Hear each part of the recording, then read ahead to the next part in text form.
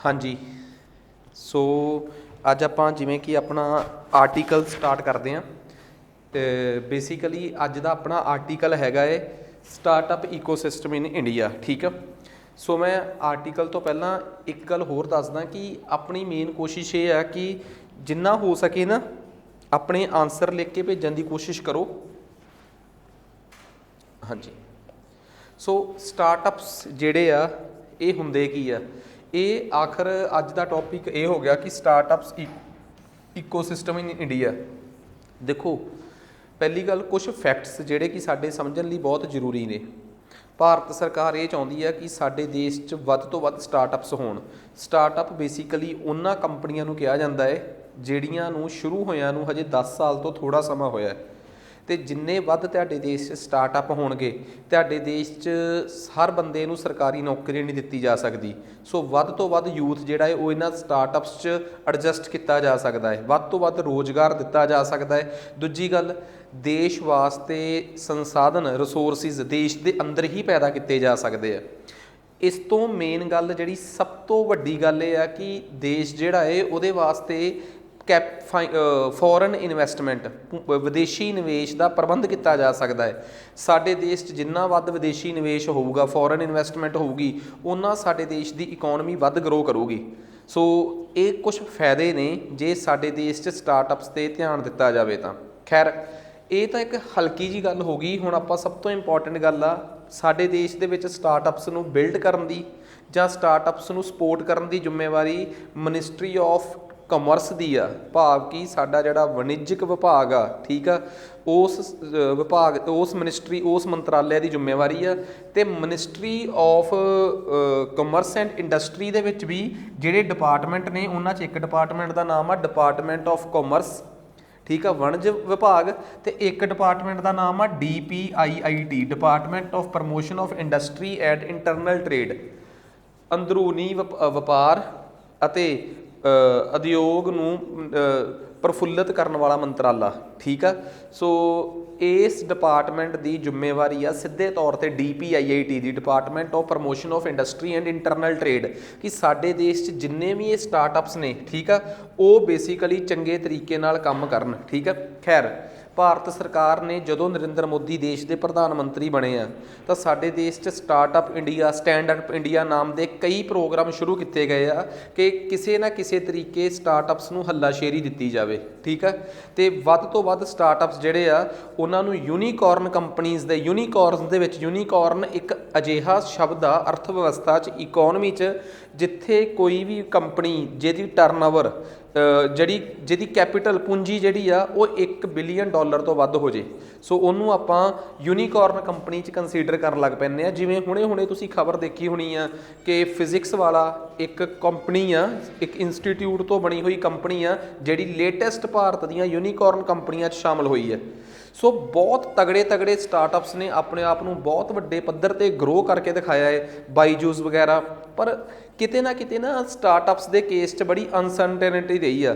वड्डे वड्डे स्टार्टअप जिहड़े आ वो बैकफायर कर गए, फेल हो गए। सो आखिर क्यों ते किवें इन्हां च इन्वैसट कौन करता है? जे स्टार्टअप जे कोई कहे कि स्टार्टअप $1 बिलियन की कंपनी बन गई तो आखिर $1 बिलियन तक पहुँचना कितना सौखा है। खैर आपां इन्हां सारे टर्म्स नूं आपां कवर करने की कोशिश करते हैं। उम्मीद करदा कि सारे जुड़ गए होणगे एस्पीरेंट्स। ठीक है। सो सब नूं गुड ईवनिंग, सत श्री अकाल जी। सो आपां हुण नैक्सट अगे चलते हैं।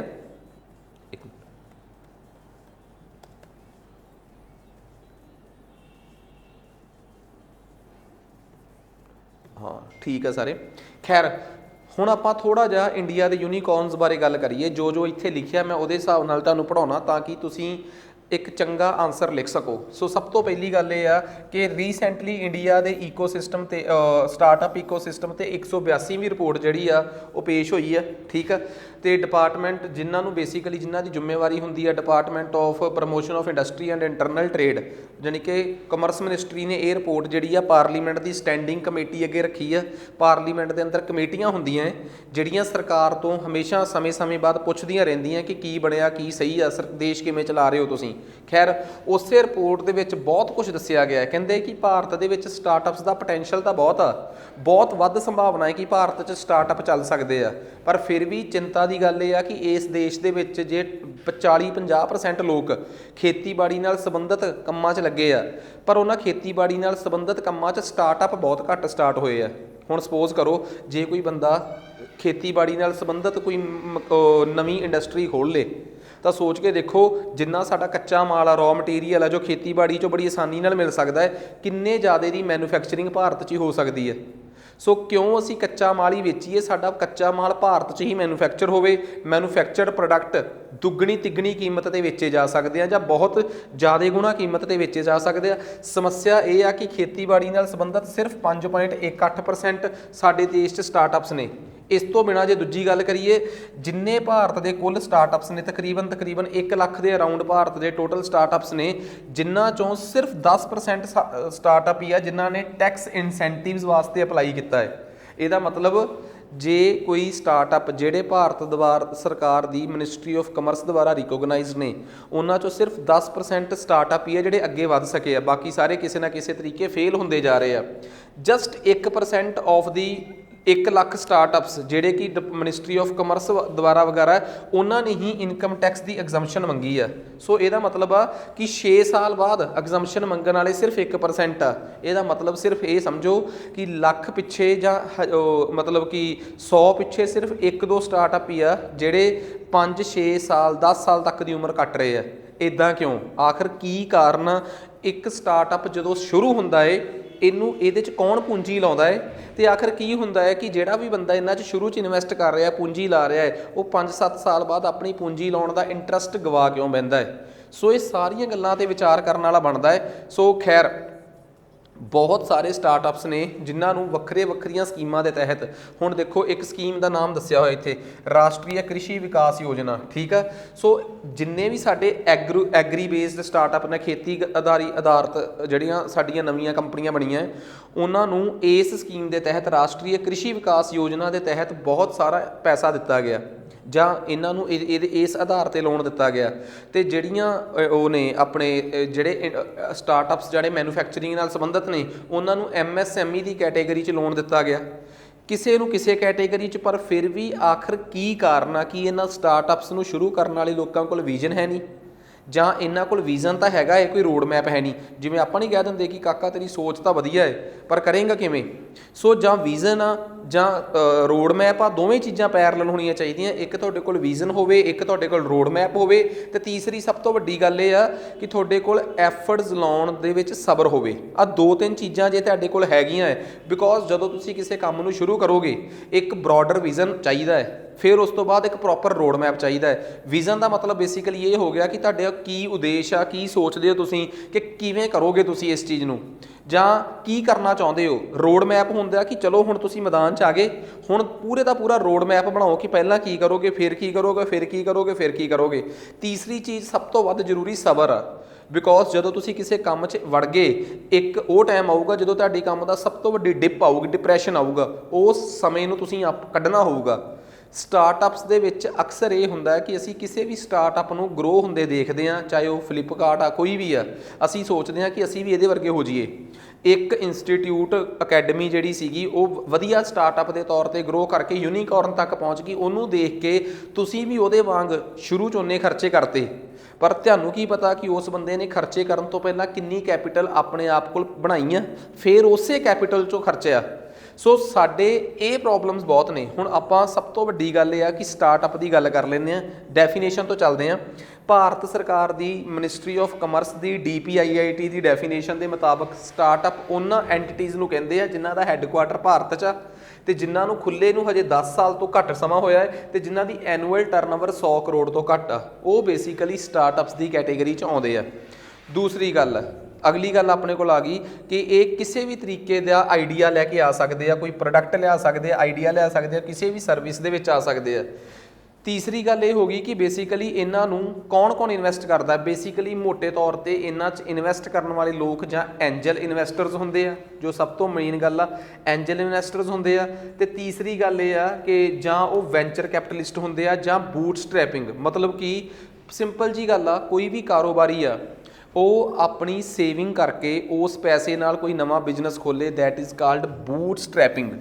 ਵੈਂਚਰ ਕੈਪੀਟਲਿਸਟ, ਵੈਂਚਰ ਕੈਪੀਟਲ ਦਾ ਮਤਲਬ ਹੁੰਦਾ ਹੈ, ਜਿਵੇਂ ਸਪੋਜ਼ ਕਰੋ ਇਹ ਬਹੁਤ ਸਾਰੇ ਲੋਕ ਨੇ ਜਿਨ੍ਹਾਂ ਕੋਲ ਬਹੁਤ ਪੈਸਾ ਹੈ, ਉਹ ਬਹੁਤ ਸਾਰੇ ਲੋਕ ਜਿਨ੍ਹਾਂ ਕੋਲ ਬਹੁਤ ਸਾਰਾ ਪੈਸਾ ਹੈ ਉਹ ਚਾਹੁੰਦੇ ਆ ਕਿ ਅਸੀਂ ਇਹ ਪੈਸਾ ਕਿਸੇ ਹੋਰ ਕੰਮ 'ਚ ਲਾਈਏ, ਪਰ ਅਸੀਂ ਕਿਹਦੇ ਨਾਲ ਕੰਮ 'ਚ ਪੈਸੇ ਲਾਈਏ ਸਾਨੂੰ ਸਮਝ ਨਹੀਂ ਆ ਰਹੀ। ਤਾਂ ਫਿਰ ਉਹ ਕੀ ਕਰਦੇ ਆ, ਉਹ ਆਪਣਾ ਪੈਸਾ ਲਾਉਣ ਵਾਸਤੇ ਇੱਕ ਮੈਨੇਜਰ ਨਾਲ ਸੰਪਰਕ ਕਰਦੇ ਆ, ਉਹਨੂੰ ਕਹਿੰਦੇ ਆ ਵੈਂਚਰ ਕੈਪੀਟਲਿਸਟ। ਵੈਂਚਰ ਕੈਪੀਟਲਿਸਟ ਇੱਕ ਐਕਸਪਰਟ ਵੀ ਹੋ ਸਕਦਾ ਹੈ ਅਤੇ ਇੱਕ ਐਕਸਪਰਟਸ ਦੀ ਪੂਰੀ ਟੀਮ ਵੀ ਹੁੰਦੀ ਹੈ। ਉਹ ਕੀ ਕਰਦੇ ਆ, ਜਿਹੜੇ ਲੋਕ ਪੈਸਾ ਲਾਉਣਾ ਚਾਹੁੰਦੇ ਆ ਉਹਨਾਂ ਦਾ ਪੈਸਾ ਫੜਦੇ ਆ ਅਤੇ ਅੱਗੇ ਕਿਸੇ ਵਧੀਆ ਬਿਜ਼ਨਸ 'ਚ ਲਾਉਂਦੇ ਆ।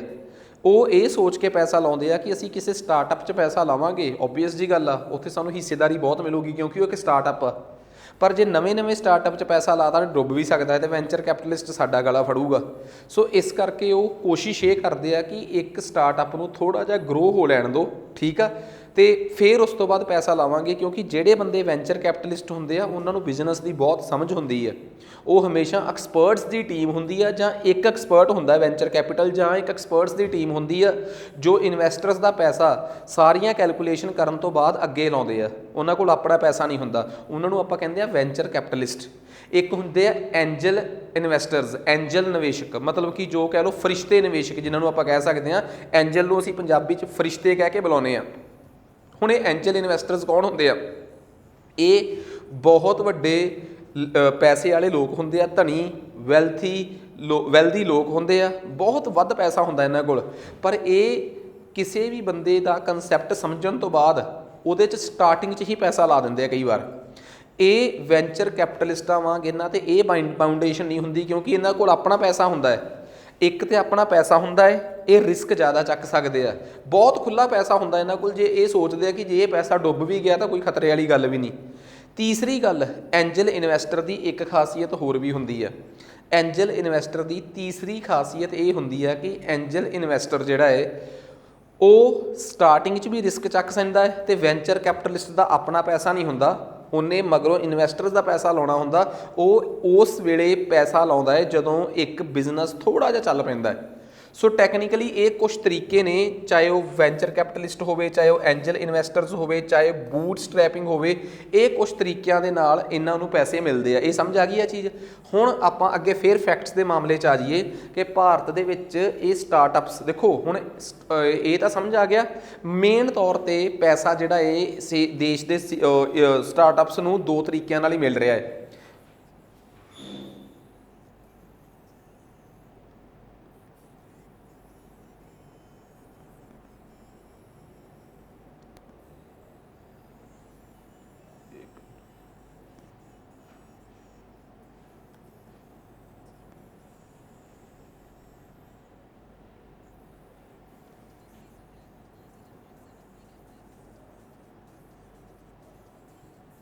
ਪਹੁੰਚ ਗਏ ਹਾਂ। ਸੋ ਇੱਕ ਡਾਊਟ ਆਈ ਆ, angel investors like shark tank ਵਾਲੇ। ਦੇਖੋ ਸ਼ਾਰਕ ਟੈਂਕ ਕੋਈ, ਮੈਂ ਐਵੇਂ ਕਹਿਦਾ, ਮੈਂ ਇਹ ਦੇਖਣਾ ਪਊਗਾ ਮੈਨੂੰ। ਸ਼ਾਰਕ ਟੈਂਕ ਬਾਰੇ ਨਹੀਂ ਮੈਨੂੰ ਪਤਾ ਕੀ ਆ, ਠੀਕ ਆ। ਹਾਂ, ਇੱਕ ਰਿਐਲਿਟੀ ਸ਼ੋਅ ਤਾਂ ਆਪਾਂ ਜ਼ਰੂਰ ਦੇਖਿਆ ਹੈ ਜੋ ਇੰਡੀਆ 'ਚ ਵੀ ਚੱਲਿਆ ਸੀ, ਅਤੇ ਜਿਹੜਾ ਅਮਰੀਕਾ ਦੇ ਸ਼ੋਅ ਦਾ ਅਮਰੀਕਨ ਵਰਜਨ ਆ। ਹੁਣ ਇਹ ਤੁਸੀਂ ਕੰਪੇਅਰ ਕਰ ਲਿਓ, ਮੈਂ ਤਾਂ ਸਿਰਫ ਇਹ ਦੱਸ ਸਕਦਾ ਡਾਊਟ ਦਾ ਕਿ ਐਂਜਲ ਇਨਵੈਸਟਰਸ, ਇੱਕ ਵਾਰੀ ਫੇਰ ਸਮਝਾ ਦਿੰਦਾ, ਐਂਜਲ ਇਨਵੈਸਟਰ ਦੀ ਸਭ ਤੋਂ ਪਹਿਲੀ ਨਿਸ਼ਾਨੀ ਹੁੰਦੀ ਹੈ ਕਿ ਉਹ ਪੈਸਾ ਲਾਉਂਦਾ ਹੈ ਆਪਣਾ ਕਿਸੇ ਵੀ ਸਟਾਰਟਅਪ 'ਚ। ਵੈਂਚਰ ਕੈਪੀਟਲਿਸਟ ਵੀ ਆਪਣਾ ਕਿਸੇ ਸਟਾਰਟਅਪ 'ਚ ਪੈਸਾ ਲਾਉਂਦਾ ਹੈ।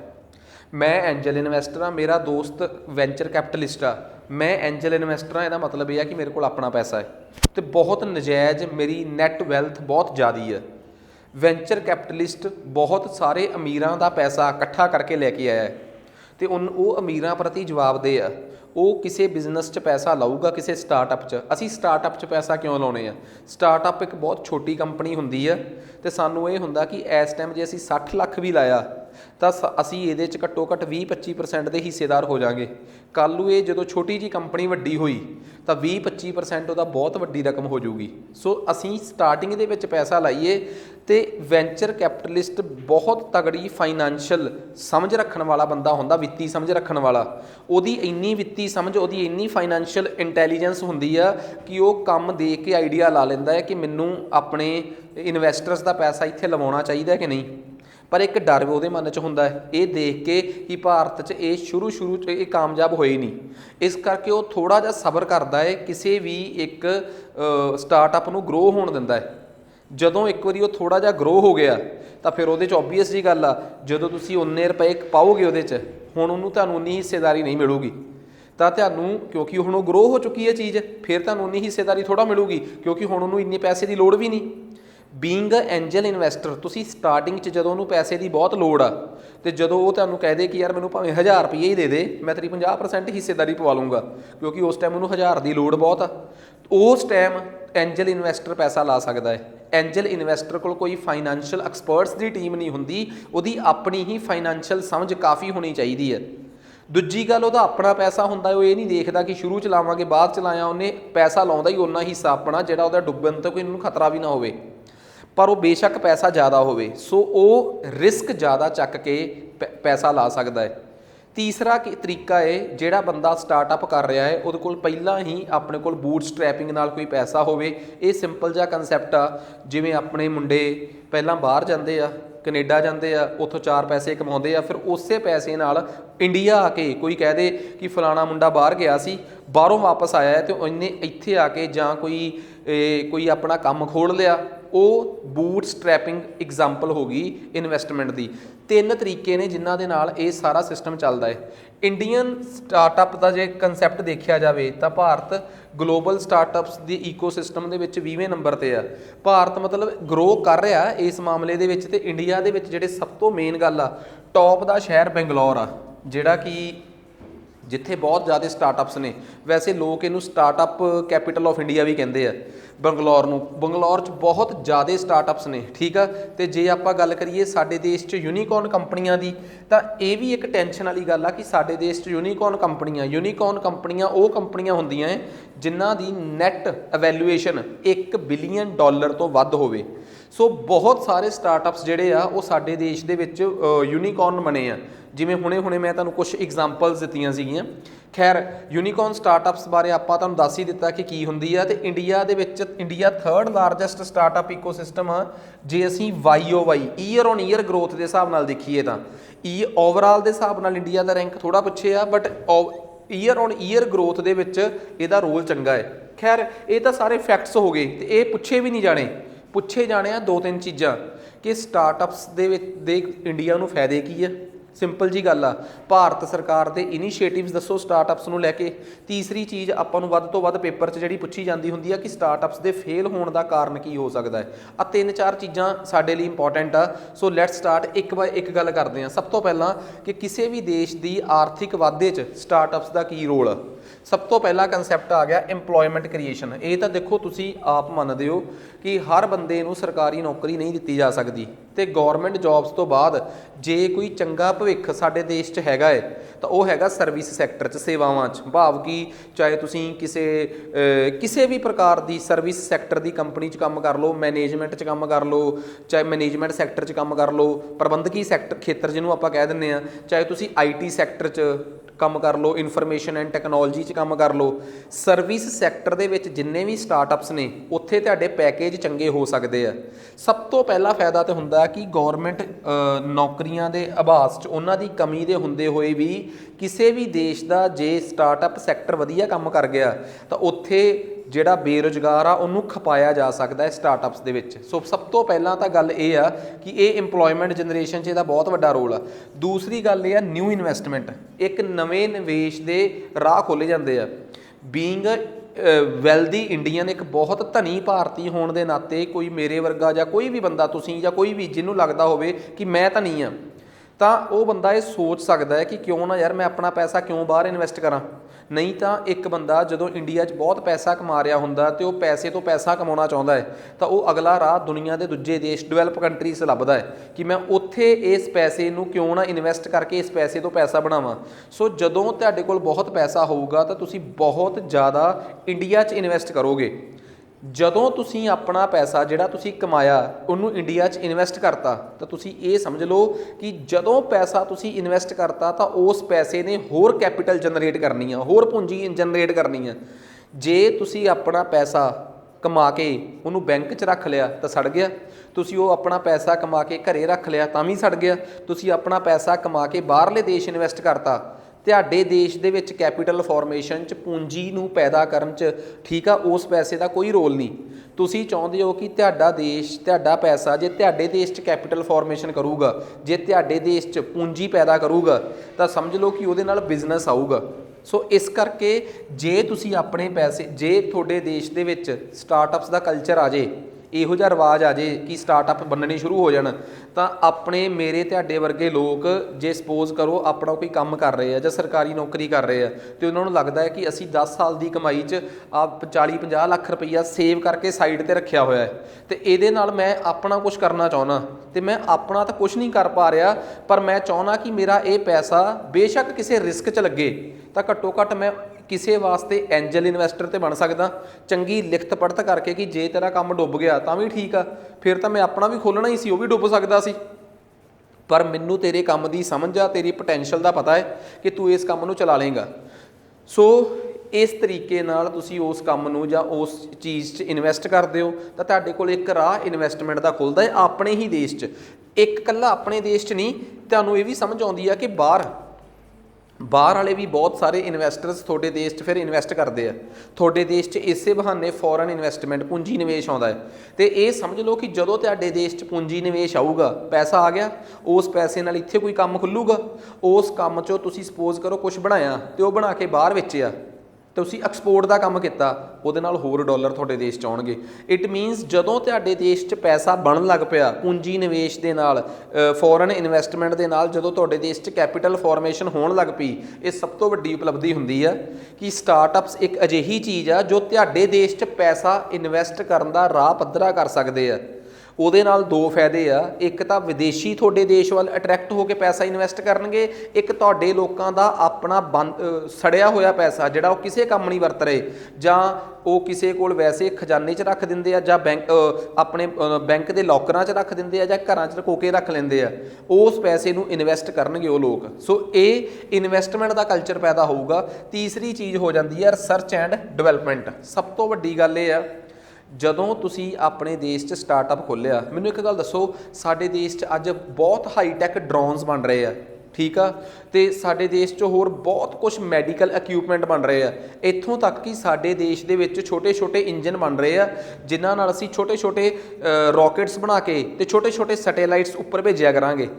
ਆਖਰ ਇਹ ਛੋਟੇ ਛੋਟੇ ਰੋਕੇਟਸ, ਛੋਟੇ ਛੋਟੇ ਇੰਜਨ ਕੌਣ ਡਿਵੈਲਪ ਕਰ ਰਹੇ ਆ? ਸਾਡੇ ਦੇਸ਼ ਦੇ ਸਟਾਰਟਅਪਸ।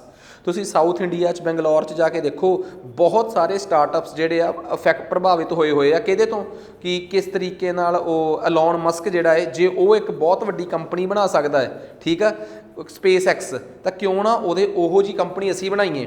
ਬਹੁਤ ਮੁੰਡੇ ਜਿਹੜੇ ਆ ਜਾਂ ਬਹੁਤ ਬੱਚੇ ਜਿਹੜੇ ਆ ਉਹ IIT ਕਰਕੇ ਭਾਰਤ 'ਚ ਸਟਾਰਟਅਪ 'ਚ ਇੰਟਰਸਟ ਸ਼ੋਅ ਕਰ ਰਹੇ ਆ ਕਿ ਕਿਸੇ ਦੀ ਗੁਲਾਮੀ ਕਰਕੇ ਕੰਮ ਕਿਉਂ ਕਰੀਏ, ਆਪਣਾ ਛੋਟਾ ਜਿਹਾ ਸਟਾਰਟਅਪ ਕਰਦੇ ਆ, ਚਾਹੇ ਉਹਦੇ ਨਾਲ ਹੌਲੀ ਹੌਲੀ ਪਹਿਲਾਂ ਛੋਟੇ ਡਰੋਨ ਬਣਾਵਾਂਗੇ, ਫਿਰ ਉਸ ਤੋਂ ਬਾਅਦ ਵੱਡੇ ਡਰੋਨ, ਈਵਨ ਕਿ ਇਹੋ ਜਿਹੀਆਂ ਵੀ ਕਈ ਕੰਪਨੀਆਂ, ਮੈਨੂੰ ਨਾਮ ਸਕਿਪ ਹੋ ਗਿਆ ਅੱਜ, ਉਹ ਇੰਡੀਅਨ ਆਰਮੀ ਵਾਸਤੇ ਡਰੋਨਸ, ਇੰਡੀਅਨ ਮਿਲਟਰੀ ਵਾਸਤੇ ਵੀ ਡਰੋਨ ਤਿਆਰ ਕਰਨ ਵਾਲੀਆਂ ਜਿਹੜੀਆਂ ਕੰਪਨੀਆਂ ਹੈ ਉਹ ਇੰਡੀਅਨ ਕੰਪਨੀਆਂ ਨੇ ਅਤੇ ਇੰਡੀਆ 'ਚੋਂ ਸਟਾਰਟਅਪ ਦੇ ਤੌਰ 'ਤੇ ਹੀ ਸ਼ੁਰੂ ਹੋਈਆਂ। ਸੋ ਸਭ ਤੋਂ ਵੱਡੀ ਗੱਲ ਆ ਕਿ ਜਦੋਂ ਤੁਸੀਂ ਸਟਾਰਟਅਪ ਜਦੋਂ ਤੁਹਾਡੇ ਦੇਸ਼ 'ਚ ਸਟਾਰਟਅਪ ਕਲਚਰ ਆ ਗਿਆ, ਕ੍ਰੀਏਟੀਵਿਟੀ ਆ ਜੂਗੀ, ਅਤੇ ਕ੍ਰੀਏਟੀਵਿਟੀ ਨਾਲ ਤੁਹਾਡੇ ਦੇਸ਼ 'ਚ ਰਿਸਰਚ ਅਤੇ ਡਿਵੈਲਪਮੈਂਟ ਹੋਣੀ ਸ਼ੁਰੂ ਹੋ ਜੂਗੀ। ਇਹੀ ਤਾਂ ਅਸੀਂ ਭਾਲਦੇ ਹਾਂ ਕਿ ਸਾਡੇ ਦੇਸ਼ 'ਚ ਰਿਸਰਚ ਐਂਡ ਡਿਵੈਲਪਮੈਂਟ ਹੋਵੇ। ਹੁਣ ਕਈ ਵਾਰੀ ਅਸੀਂ ਕੀ ਕਰਦੇ ਹਾਂ, ਕਈ ਵਾਰੀ ਅਸੀਂ ਗਿਆਨ ਵੰਡਣ ਲੱਗ ਪੈਂਦੇ ਹਾਂ ਕਿ ਸਰਕਾਰ ਰਿਸਰਚ 'ਚ ਪੈਸਾ ਨਹੀਂ ਲਾਉਂਦੀ। ਸਰਕਾਰ ਜੇ ਰਿਸਰਚ 'ਚ ਪੈਸਾ ਨਹੀਂ ਲਾਉਂਦੀ, ਪ੍ਰਾਈਵੇਟ ਪਲੇਅਰ ਵੀ ਰਿਸਰਚ ਐਂਡ ਡਿਵੈਲਪਮੈਂਟ ਦੇ ਵਿੱਚ ਇੰਟਰਸਟ ਸ਼ੋਅ ਨਹੀਂ ਕਰਦੇ। ਜਿਹੜੀਆਂ ਵੈਲ ਇਸਟੈਬਲਿਸ਼ਡ ਕੰਪਨੀਆਂ, ਤੁਸੀਂ ਉਹਨਾਂ ਤੋਂ ਉਮੀਦ ਹੀ ਨਹੀਂ ਕਰ ਸਕਦੇ ਕਿ ਉਹ ਰਿਸਰਚ ਵਾਲੇ ਪਾਸੇ ਰਿਸਕ ਚੱਕਣਗੇ। ਰਿਸਕ ਤਾਂ ਚੱਕ ਸਕਦਾ ਉਹ ਜਿਹਨੂੰ ਪਤਾ ਮੇਰੇ ਅੱਲੇ ਪੱਲੇ ਕੁਛ ਨਹੀਂ ਗਾ। ਹੁਣ ਸਪੋਜ਼ ਕਰੋ ਮੈਂ ਕੋਈ ਨਵਾਂ ਕੰਮ ਕਰਨਾ, ਮੈਨੂੰ ਪਤਾ ਕਿ ਮੈਂ ਸਭ ਤੋਂ ਪਹਿਲਾਂ ਪੈਸਾ ਨਾ ਲਾਵਾਂ, ਸਭ ਤੋਂ ਪਹਿਲਾਂ ਮੈਂ ਰਿਸਰਚ ਕਰਾਂ ਕਿ ਮੈਂ ਬਣਾਉਣਾ ਕੀ ਆ। मैं अपना एक प्रोजैक्ट बनाया तो एक ड्रोन बनाया, ड्रोन बना के मैं 4 वैल्दी इंਡੀਅਨਸ ਨੂੰ ਮਿਲਿਆ, ठीक है, एंजल इन्वैस्टरस ਨੂੰ।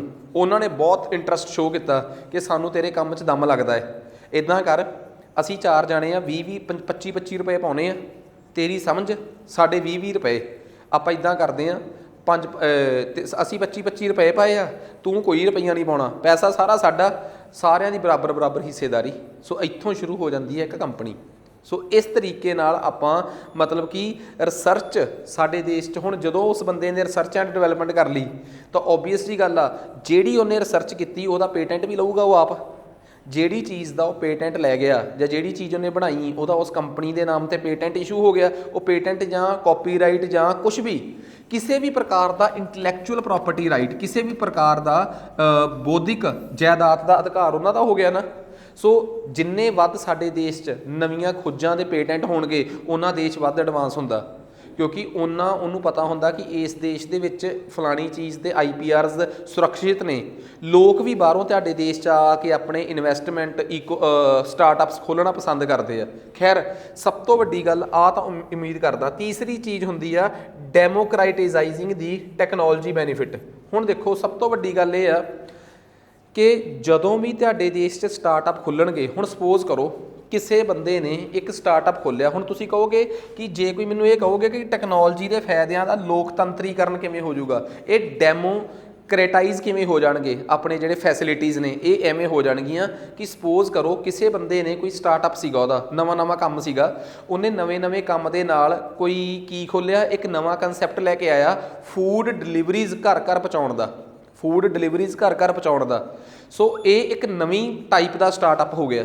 ਤਾਂ ਹੁਣ ਇਹ ਜਿਹੜਾ ਨਵੇਂ ਟਾਈਪ ਦਾ ਸਟਾਰਟਅਪ ਆ ਜੇ ਭਾਰਤ 'ਚ ਹੋਇਆ ਤਾਂ ਉਹਨੇ ਉਹਦੇ 'ਚ ਆਪਣੀ ਕੰਪਨੀ ਬਣਾਈ ਅਤੇ ਉਹਦਾ ਪੇਟੈਂਟ ਕਰਵਾ ਲਿਆ ਕਿ ਇਸ ਤਰੀਕੇ ਦਾ ਕੋਈ ਹੋਰ ਨਾ ਕੰਸੈਪਟ ਨਾ ਮੇਰੇ ਵਾਲਾ ਹੋਵੇ ਉਹਦੇ ਕੋਲ, ਉਹਨੇ ਪੇਟੈਂਟ ਕਰਵਾਇਆ ਅਤੇ ਇਹਦੇ ਤਹਿਤ ਸਰਵਿਸਿਜ਼ ਕਿਹੜੇ ਦੇਸ਼ 'ਚ ਮਿਲ ਰਹੀਆਂ ਹੈ, ਇੰਡੀਆ 'ਚ। ਸੋ ਇੰਡੀਆ ਦੇ ਜਿਹੜੇ ਲੋਕ, ਜਦੋਂ ਤੁਸੀਂ ਸਟਾਰਟਅਪਸ ਦੇ ਵਿੱਚ ਚਲੇ ਗਏ, ਤੁਸੀਂ ਛੋਟੀਆਂ ਚੀਜ਼ਾਂ ਬਣਾਈਆਂ, ਉਹਨਾਂ ਛੋਟੀਆਂ ਚੀਜ਼ਾਂ ਦਾ ਫਾਇਦਾ ਕਿਹਨਾਂ ਨੂੰ ਮਿਲ ਰਿਹਾ ਹੈ, ਤੁਹਾਨੂੰ। ਨਹੀਂ ਤਾਂ ਉਹ ਛੋਟੀਆਂ ਚੀਜ਼ਾਂ ਸਟਾਰਟਅਪਸ ਦੇ ਥਰੂ ਤੁਹਾਡੇ ਦੇਸ਼ 'ਚ ਨਾ ਬਣ ਕੇ ਬਾਹਰਲੇ ਦੇਸ਼ ਬਣਦੀਆਂ, ਤਾਂ ਕੀ ਤੁਸੀਂ ਉਹਨਾਂ ਸੇਵਾਵਾਂ ਦਾ ਫਾਇਦਾ ਚੱਕ ਸਕਦੇ ਸੀ? ਨਹੀਂ। ਤਾਂ ਉਹਨਾਂ ਸਰਵਿਸਿਜ਼ ਦਾ ਲੋਕਤੰਤਰੀਕਰਨ ਹੋਣ ਦਾ ਮਤਲਬ ਆ ਕਿ ਸਟਾਰਟਅਪਸ ਦੀਆਂ ਸੇਵਾਵਾਂ ਬਹੁਤ ਸਸਤੀਆਂ ਹੁੰਦੀਆਂ ਹੈ, ਉਹ ਬਹੁਤ ਸਸਤੀ ਉਹ ਚੀਜ਼ ਜਿਹੜੀ ਆ ਲੋਕਾਂ ਤੱਕ ਪਹੁੰਚਾ ਦਿੰਦੇ ਆ। ਸੋ ਉਹ ਸੇਵਾਵਾਂ ਦਾ ਲੋਕਤੰਤਰੀਕਰਨ ਹੋਣ ਦਾ ਮਤਲਬ ਇਹ ਹੁੰਦਾ ਕਿ ਉਹ ਸੇਵਾਵਾਂ ਬਹੁਤ ਹੱਦ ਤੱਕ ਆਮ ਜਨਤਾ 'ਚ, ਆਮ ਪ੍ਰਜਾ 'ਚ ਪਹੁੰਚ ਜਾਂਦੀਆਂ। ਸੋ ਸਟਾਰਟਅਪਸ ਹੋਣਗੇ ਤਾਂ ਤੁਹਾਡੇ ਦੇਸ਼ 'ਚ ਇਵੇਂ ਦੀਆਂ ਚੀਜ਼ਾਂ ਹੋਣੀਆਂ ਸ਼ੁਰੂ ਹੋਣਗੀਆਂ। ਤੁਸੀਂ ਐਗਰੀ ਬੇਸਡ ਸਟਾਰਟਅਪਸ ਨੂੰ ਸਪੋਰਟ ਕਰਨਾ ਸ਼ੁਰੂ ਕਰ ਦਿਓ।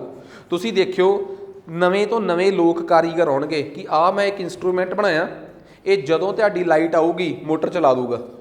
ਆਹ ਮੈਂ ਇੰਸਟਰੂਮੈਂਟ ਬਣਾਇਆ ਕਿ ਇਹ ਇੰਸਟਰੂਮੈਂਟ ਐਵੇਂ ਕਰ ਦੂਗਾ। ਈਵਨ ਕਿ ਜੇ ਤੁਸੀਂ ਆਪਣਾ ਜਨਰੇਟਰ ਵੀ ਰੱਖਿਆ ਹੋਇਆ ਉੱਥੇ ਟਰੈਕਟਰ ਨਾਲ ਲਾ ਕੇ, ਜਦੋਂ ਲਾਈਟ ਚਲੇਗੀ ਇਹ ਆਪਣੇ ਆਪ ਜਨਰੇਟਰ ਨੂੰ ਸਟਾਰਟ ਕਰ ਦੂਗਾ, ਜਦੋਂ ਲਾਈਟ ਆ ਗਈ ਜਨਰੇਟਰ ਬੰਦ ਕਰਕੇ ਤੁਹਾਡੀ ਮੋਟਰ ਚਲਾ ਦੂਗਾ। ਇਹ ਕੁਛ ਕੰਮ ਕਰ ਸਕਦਾ ਹੈ। ਕੋਈ ਕਹੂਗਾ ਮੈਂ ਇੱਕ ਇਹੋ ਜਿਹਾ ਸਟਾਰਟਅਪ ਬਣਾਇਆ ਜਿਹੜਾ ਤੁਹਾਡੇ ਨੱਕੇ ਮੋੜ ਦੂਗਾ। ਚਲੋ ਜਿੱਥੋਂ ਤੱਕ ਕੋਈ ਕਰ ਸਕਦਾ, ਐਗਰੀ ਬੇਸਡ ਸਟਾਰਟਅਪਸ ਆਪਣੇ ਲੈਵਲ 'ਤੇ ਕੰਮ ਕਰਨਗੇ। ਤਾਂ ਇਹਨਾਂ ਸਰਵਿਸਿਜ਼ ਦਾ ਫਾਇਦਾ ਕਿਹਨਾਂ ਨੂੰ ਮਿਲ ਰਿਹਾ ਹੈ? ਆਮ ਲੋਕਾਂ ਨੂੰ। ਸੋ ਸਟਾਰਟਅਪਸ ਦਾ ਸਭ ਤੋਂ ਵੱਡਾ ਫਾਇਦਾ ਇਹੀ ਆ ਕਿ ਜਿਹੜੇ ਦੇਸ਼ 'ਚ ਸਟਾਰਟਅਪ ਹੁੰਦੇ ਆ ਨਾ, ਉਹਨਾਂ ਦੇਸ਼ਾਂ 'ਚ ਆਮ ਲੋਕਾਂ ਨੂੰ ਟੈਕਨੋਲੋਜੀ ਦੇ ਬਹੁਤ ਬੈਨੀਫਿਟ ਮਿਲਣੇ ਸ਼ੁਰੂ ਹੋ ਜਾਂਦੇ, ਕਿਉਂਕਿ ਇਹ ਟੈਕਨੋਲੋਜੀ ਕੌਣ ਪੈਦਾ ਕਰ ਰਿਹਾ ਹੈ? ਸਟਾਰਟਅਪਸ ਪੈਦਾ ਕਰ ਰਹੇ ਆ। ਖੈਰ ਅੱਗੇ ਆਪਣੇ ਕੋਲ ਆ ਗਿਆ ਸਟਾਰਟਅਪ ਬਿਜ਼ਨਸ ਦੇ ਫਾਇਦੇ ਤੇ ਨੁਕਸਾਨ। ਇਹਨਾਂ ਨੂੰ ਇੱਕ ਪਾਸੇ ਰੱਖਦੇ ਆ ਕਿ ਇਹਨਾਂ 'ਚ ਕੀ ਪ੍ਰੋ ਕੌਨਸ ਨੇ। ਫਾਇਦੇ ਨੁਕਸਾਨ ਨਹੀਂ ਕਹਿ ਸਕਦਾ ਮੈਂ ਸਿੱਧਾ। Angel investors mainly third party ਹੈ, ਗਰੋਇੰਗ ਬਿਜ਼ਨਸ ਵਿੱਚ ਇਨਵੈਸਟ ਕਰਦੀ ਹੈ। ਦੇਖੋ